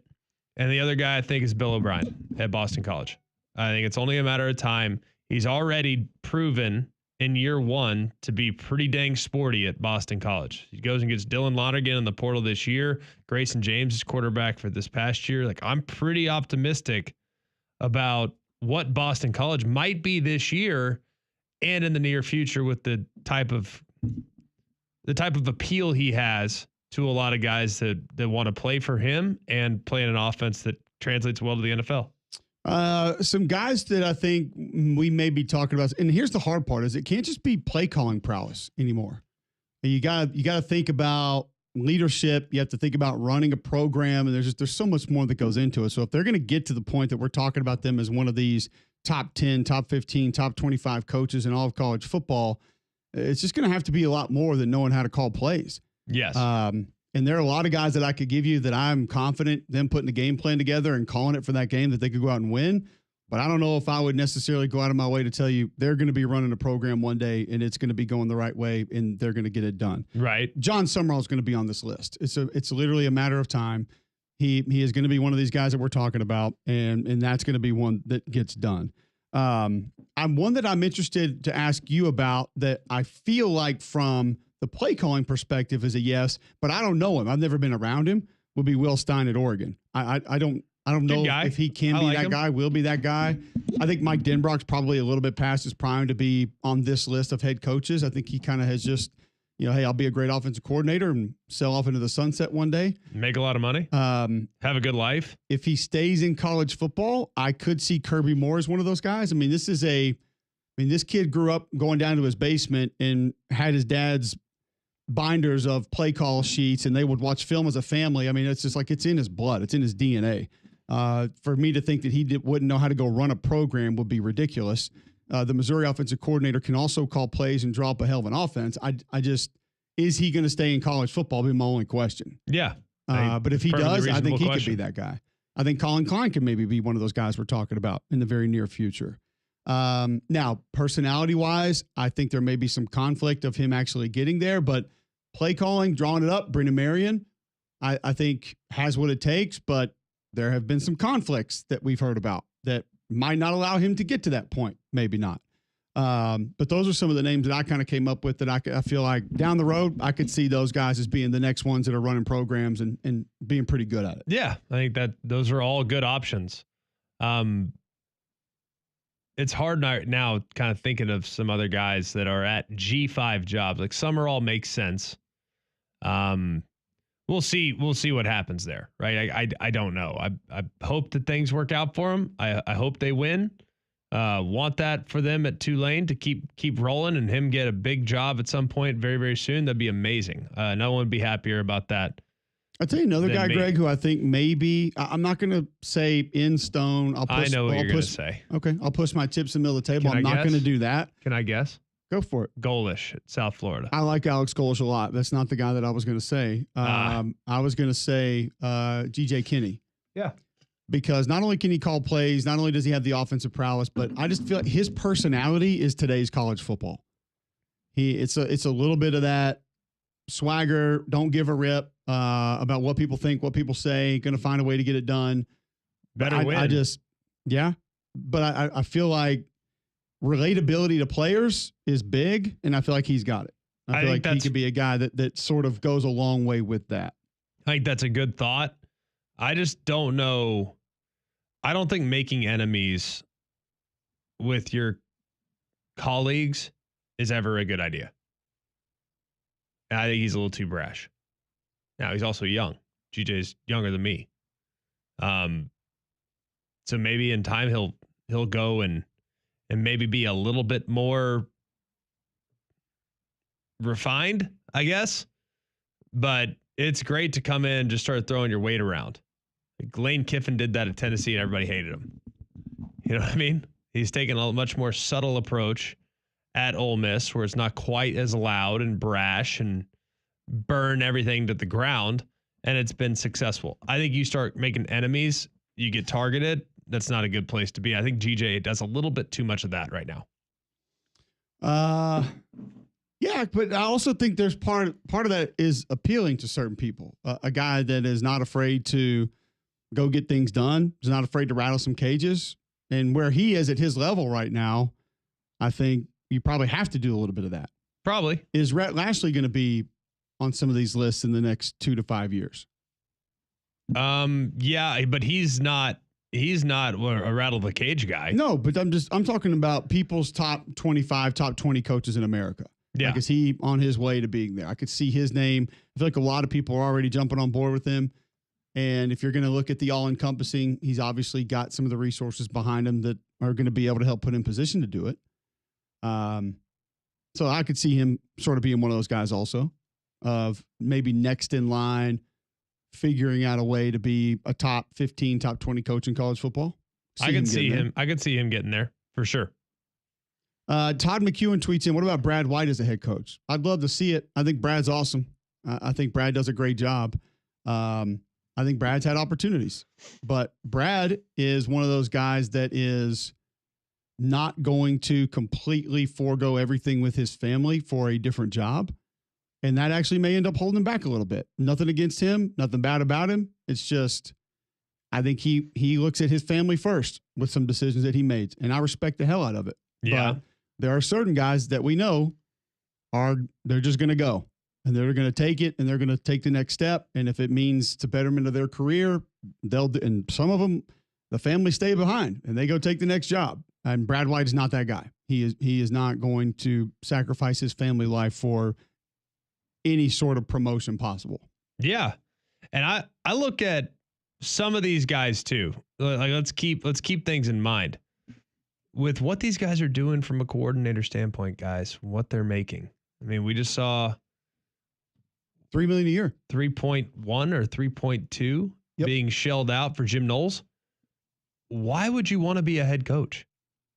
To deal with those headaches, to go into fundraising, to basically be in the business of making sure that pep rallies are had every week so that we can raise money for our NIL, having to talk guys off the cliff, having to talk guys off the ledge, having to go in front of the press conferences and answer questions, tough questions all the time. Like, why would you want that? Back in the day, it was super appealing to run your own program. Now, more and more coaches are coming out and outwardly saying, yep, I think I'd rather just get back to ball. I love the scheme. I love the game planning. I love that part of being a head coach or of being a coach, not what you now have to do as a head coach. It's not about ball anymore. It's little about ball, mostly about personnel management, and personnel management is for the birds. So I can't blame anybody for wanting to get away from that. See Chip Kelly. I mean, he's made back-to-back moves with a lot of that in mind. Chip Kelly and what head coach Boston College, Jeff Hafley, Wanted to go become a DC. He even said it. His Said, opening press conference in Green Bay, he said, it's just, there's not enough time in the day to do it. No. You literally cannot do it all. Can't do it. So good luck. I'm all for it. I think it's great. But I'd rather, if I can make $2 million a year and call plays, or I can make $1 or $3 million a year and call plays, or make $8 million a year and want to kill myself, I'll take the $3 million a year and call plays. How much money you need? Like, I feel like, yeah, it'd be nice to make what Ryan Day's making. But yeah. I'd like to have $12 million a year, but you know what? I can probably live off $3 million. Knowing my lifestyle, I think I could live very comfortably off $3 million a year. You, Saber? I don't know if you could, but yeah, I'm pretty sure I could. I'm cheap. So am I. I could live very comfortably off $3 million a year. Now, $12 million a year, I'd work for 1 year and then retire. Ryan Day, I'll work for one, guys. That one hit, put up with a headache for just a bit. Okay. 1 year of headaches. I can see the light at the end of the tunnel. I don't know, man. I don't get the appeal of being a head coach right now if you can be a great coordinator. So if you're Brad White, if you're Mike Denbrock, if you're these guys that have been really good at one side of the ball, why get out of your comfort zone? Okay, you can always go back to become a coordinator. Okay, I get that point, but you might not either. Things go really badly, you might be a pariah and stay away. But that's also this ego that we talk about with coaches, and they all have it of, the Burger King factor. Their way works.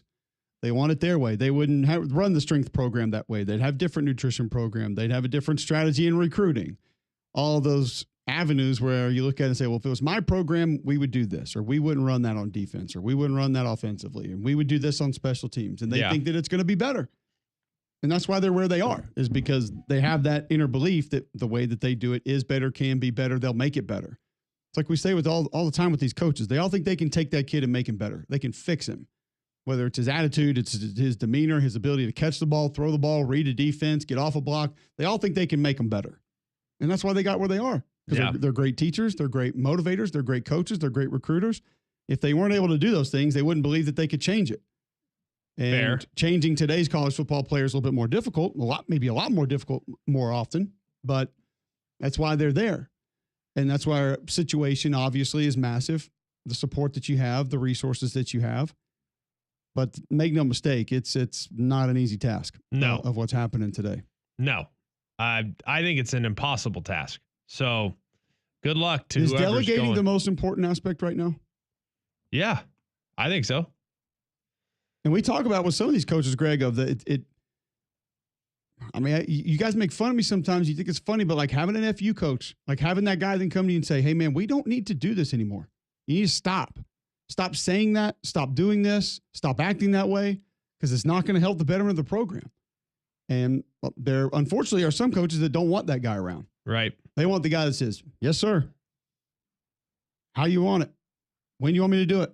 Yeah. Even if it's not for the best of the program. You can have that.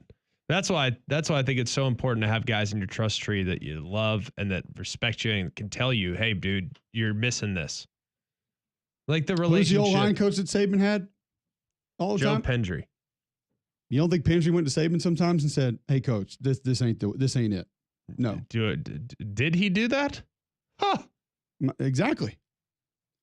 The only guy I've ever seen. That's Nick Saban, who for a long time was the most powerful coach in college athletics. Yes. Had probably multiple guys that could come to him and say, we can't do this anymore. Correct. I'm telling you, Joe Pendry he ran that place.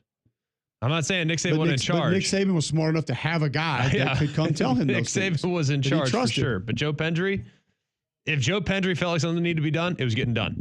Done. We got to love that about him too. Joe Pendry's the best. So we will continue this discussion on maybe where certain coaches are going, teams are going, all next on Mac and Cube in the morning.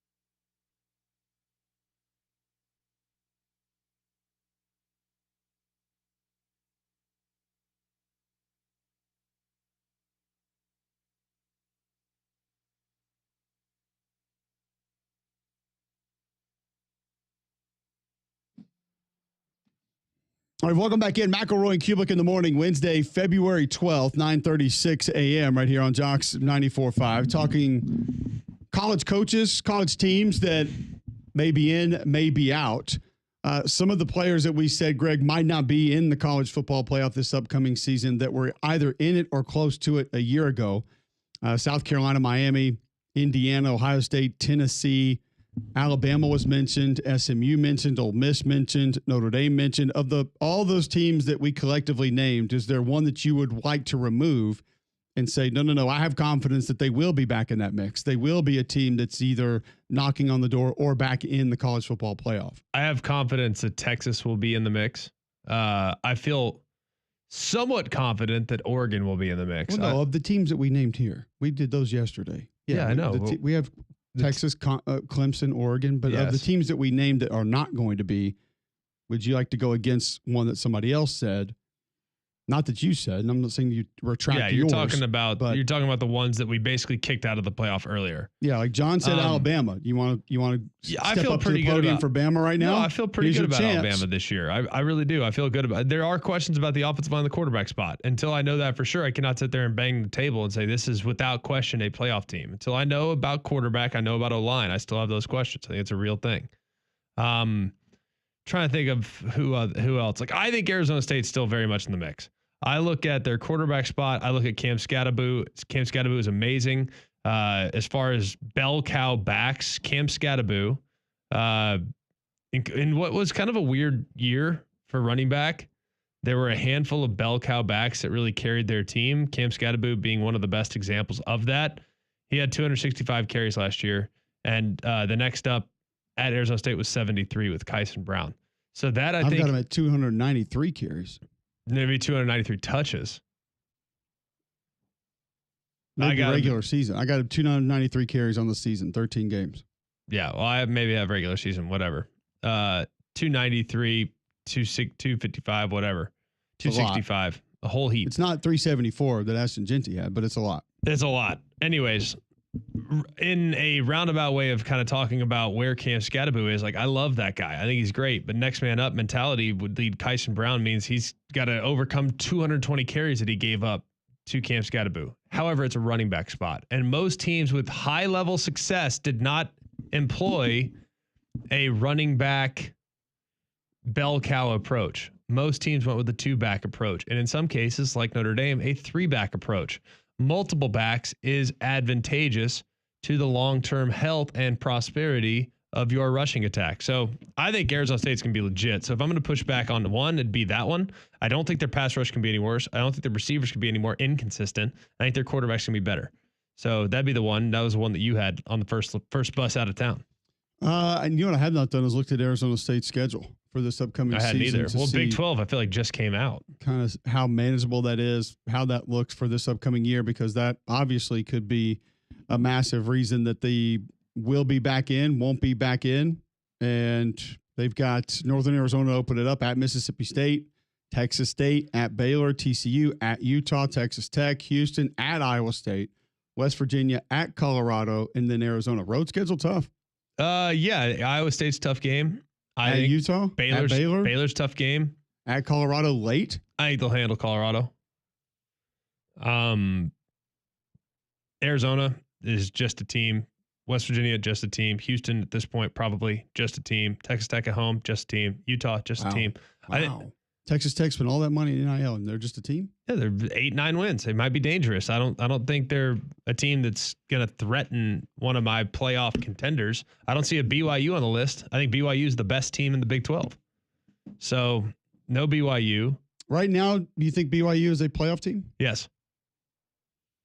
BYU is my pick right now. If the season started tomorrow, I would take BYU to win the Big 12. Okay. And if you were to tell me right now, Greg, your life depends on a second team in the Big 12 getting in, I would not feel real confident about my life. No, I think I'd be with you there. Yeah. There doesn't seem like there's another one that you look at and say definitively, yeah, they're in. I like that group. And I just don't see another team's going to be sitting there at 11-1 and, with a nice non-conference win that's going to prop them up. I don't see it. You can get a nice visit to Game Day Men's Health for free, a consultation with that visit. Go to GameDayMen'sHealth.com today. Sign up for that free consultation. You get a free testosterone test, free PSA test. They offer a lot of different solutions to how they can help you if you lack energy, if you're getting poor sleep, if you feel on edge. Could all be the effects of low testosterone. Game Day Men's Health wants to help you today. Mention Cuban, you walk in the front door, save 10%. Locker room environment, holistic approach to health and wellness, whether it's weight loss, whether it's testosterone replacement, they want to help you be better. And remember, minimal upfront costs from the programs that they offer at Game Day Men's Health. Book your free consultation today at GameDayMen'sHealth.com. That's GameDayMen'sHealth.com. All right, we'll get to our bad box scores, plural. Possible all-timer, depends on if Greg allows it, next on Mac and Cube in the morning.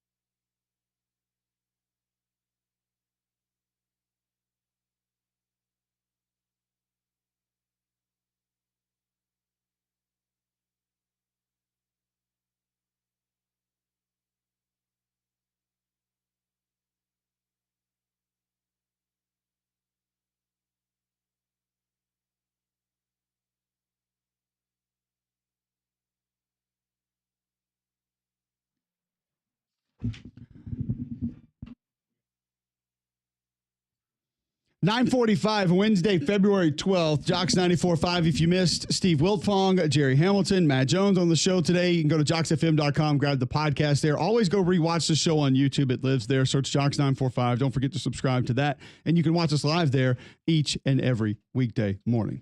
Bill Smith Buick GMC is the GMC Dealer of the Year. Very much appreciate everything that I've received from Bill Smith. That's why I'm a repeat customer. That's why 75% of their business is a repeat customer. I actually just sent a buddy over there yesterday. He's looking for a brand new GMC Sierra. I said, man, you can go and get one at Bill Smith, $11,000 off the sticker price.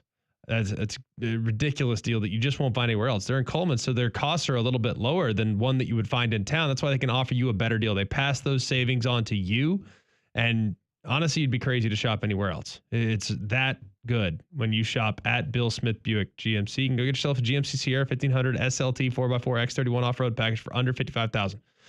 Like I said, Andy Cole and John Diego take great care of you. You'll be really, really happy that you went there, and the best service department around will keep you going for as long as you have that vehicle. So to the short drive up to Coleman, you'll be glad you did. You can also shop online, have it delivered right to your driveway at BillSmithBuickGMC.com. Let's get to Greg's favorite segment of the day. It is our bad box score of the day. Personal foul, 69, offense. He was giving them the business. Intentional grounding, offense number 7. It's a 10-yard penalty. I'm talking to America here, excuse me. That's the game. All right, we'll start in JUCO hoops last night. The Holyoke Community College Friars. We've seen them before. Owls. Cougars. Mm-hmm. Just went down in women's junior college basketball last night to the Community College of Rhode Island. Quakers. Incorrect. Let's say Community College of Rhode Island, by the way, 13-0 in conference, 19-5 overall. All right. I see you. Let's say the Patriots. They're the Knights. Oh. And Holyoke was knighted 66-26 last night. Whoa. Basketball? Crown me. See ya. Community College of Rhode Island, 26 of 51 from the floor, 6 of 17 from 3. I do not have the statistics from Holyoke, as someone decided not to record those, but you lose 66-26. Probably no real big surprise as to why. Your score at the half, 37-10. Ugh. Not great. 52 rebounds for Community College of Rhode Island last night, in just a minimal bad box score of the day. The Raritan Valley Community College. They are the Regals. No. Let's say Eagles. No, they're the Stakes. They're the Lions. Oh. The Regals or the Eagles? And they just went down last night in women's junior college basketball to the Union College. Let's say... Sorry, Union College. Yankees. Parentheses, New Jersey. Ah. Oh. There are multiple unions. Oh, okay. And I believe we've had them all so here. we've been told. The on this Teamsters. segment. No, they are the breadwinners. They're the Owls. Oh. And they just got past Raritan Valley 101-37 last night. Your score at the half was 52-16. Not great. Raritan Valley shot 12 of 60 from the floor. That's 20%. That's 20. Really? Keeping 20 track banger. at home. How And many on rebounds? Those 48 misses, they had 6 offensive rebounds. How many rebounds? 19 total. 6. They did go, by the way, 6 of 19 from 3. But keep in mind, made 12 shots total. Okay, so they were semi-hot from back then. Semi. Yeah, Also, 60. limited the turnovers to 30. That's night. it? That's all. Just 30 So when you turnovers. have 3 times the turnovers, or 2.5 times the turnovers as you do shots made, that's a problem. Maybe. Also last night, According to the who? Merchant Marine Academy. Seaman. What? I'll say Colonels. Mariners. I mean, Pretty close. that's not what I said. That's what they are. Pretty close. Just snuck past this is one of my favorites. Sarah Lawrence College. We've had them before. We have. By the way, I hadn't checked on our friends over Bryn Mawr this year. I need to go They were good. give them a peek. Yeah. Let's go with Bulldogs. They're the Gryphons. Mm-hmm. I remember that. Is Yeah. it Griffin or Gryphon? That's a fair question that I do not know the answer to. Could be a Griffin. Gryphons? Griffins. PH. Gryphons. Top 5 rapper. Gryphon, and Gryphon. The Mariners snuck past the Gryphons 83-34 last night. Whew. Solid double up. 19-8 after 1. Your score at the half was 46-20. Really? Like, unfortunate that Sarah Lawrence shot 12 of 42 from the floor. They did shoot 12 threes. okay, that's solid. They made 2. That's Not That's exactly what you're looking for. That's Not on one great. person though. That's not Once bad. again, 12 of 42 from the floor, which would mean 30 misses, correct? 30. Yes. That math tracks. On those 30 misses, Cyril Lawrence did not record an offensive rebound. Not a single one. They didn't follow their shot. It's a 0 on offensive boards last night. Ofer. So you're saying Ofer. They were 3 of 10 from the floor in the first quarter. Okay. That's decent start. Pretty good. For the game, Merchant Marine last night, 34 of 71, 9 of 26 from 3. They grabbed 19 offensive rebounds. 19? Okay. Well, I would hope so if the other team went over. Slight differential there. And then one more that I'm just going to throw in as a bonus in our bad box scores. Bonus. Scores, plural, of the day. Scores. This one, not so much as one side's failure to score or overall score, but I did want to point out that USC Salkehatchie knocked off Franklin Prep last night in men's basketball, 141-65. 141. 141 points in a basketball game. 265. 60 something and get doubled up. More than doubled up. More than doubled up. Another one. A double up. Another one. And by the way, I searched for an actual box score from USC Salkehatchie, and it is nowhere to be found. Can't find it. There are no statistics anywhere that can be located for anything that they did in said game last night. But I do have a final score of 141-65. Not a 1. I gave you the one, 141-65. That's what we got. You couldn't find the box score. Just final score. I want the box score. I got final score for you, and I gave you that. That's all you're going to get. That's all we need. That's all you're going to get from me. It's fine by me. Not going to get anything else. That works. I will tell you about Royal Automotive. They want to help you experience how car buying should be. 4 Royal-owned dealerships in one location. Selection and savings unmatched. Royal, the only place to find over 20 unique truck and SUV options in one spot. 0% for 60 months back on select Volkswagen Tiguan models. Get up to $10,000 off select 2024 GMC Sierra models. Or choose the luxury and safety you expect from the Volvo SUV lineup of XC40, XC60, and XC90 models.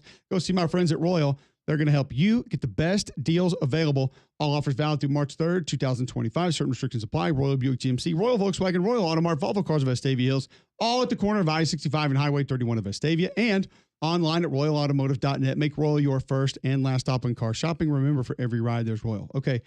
UAB goes down last night to ECU, 82-75. Blazers go to 15-9 on the season.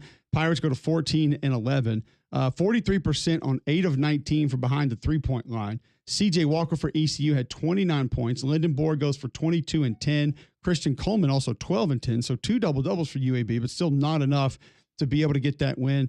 They had 10 turnovers in the game, and at one point in time led by 12.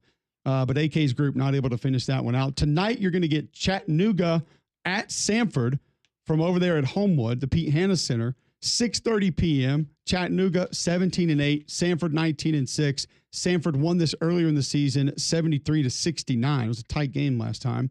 And then Troy is at Louisiana or ULL or UL Louisiana or UL Lafayette or the University of Louisiana. Yes. Or the Cajuns or the Raging Cajuns. What are we on? One of any of those. What network you are we have on? to ask their athletic director, which is acceptable. Because on right now. FM, we're allowed to say Louisiana Lafayette. On AM, what platform can we say ooh la la? In Montgomery, on Jock 740, we have to say feels like the Raging Cajuns. Feels like they're Tubi. Wow. That's where we say ooh la la? I think so, yeah. Where do we say the University of Louisiana? I think that's when you're doing any show affiliated with nowhere that the SEC network can anyone be in Baton Rouge. That might be if you're station. doing a hit in North Dakota, you can refer to them as the University of Louisiana. The only one. Troy is at ULL. Troy 15-9. Cajuns 8-17 on the year in men's hoops. Good start. Shooting percentage is not bad. That game tips. They got to win a couple more games for being called the University of Louisiana. I think McNeese would take that crown right now in basketball. Wow. Yeah. Got him. Yeah. But hey, too soon. It's just kind of what it is. Will Wade. All right. Great stuff today. Steve Wiltfong, Jerry Hamilton, Matt Jones. We got Wimp Sanderson coming up tomorrow. We'll get you talking about the weekend's college basketball games. We'll begin to start those conversations because obviously there's going to be a massive one here in the state of Alabama. Also coming up tomorrow, Justin Hokanson going to talk Auburn basketball. Butch Thompson, Auburn baseball coach, going to be with us Friday. So as Greg departs us for the next few days, the barn talk expands. About time. Imagine that. Greg leaves us today until Monday. We go all barn radio the next 2 days. Handle your dials accordingly. I'm calling in. We do have Wimp Sanderson, though, tomorrow. We'll shorten it. We'll ask him about Bruce Pearl's team. Get his thoughts on that one. And Auburn, Alabama on the hardwood coming up. 3-man front with you next. Paul Feinbaum after that. Keep it locked right here on Jocks 94.5.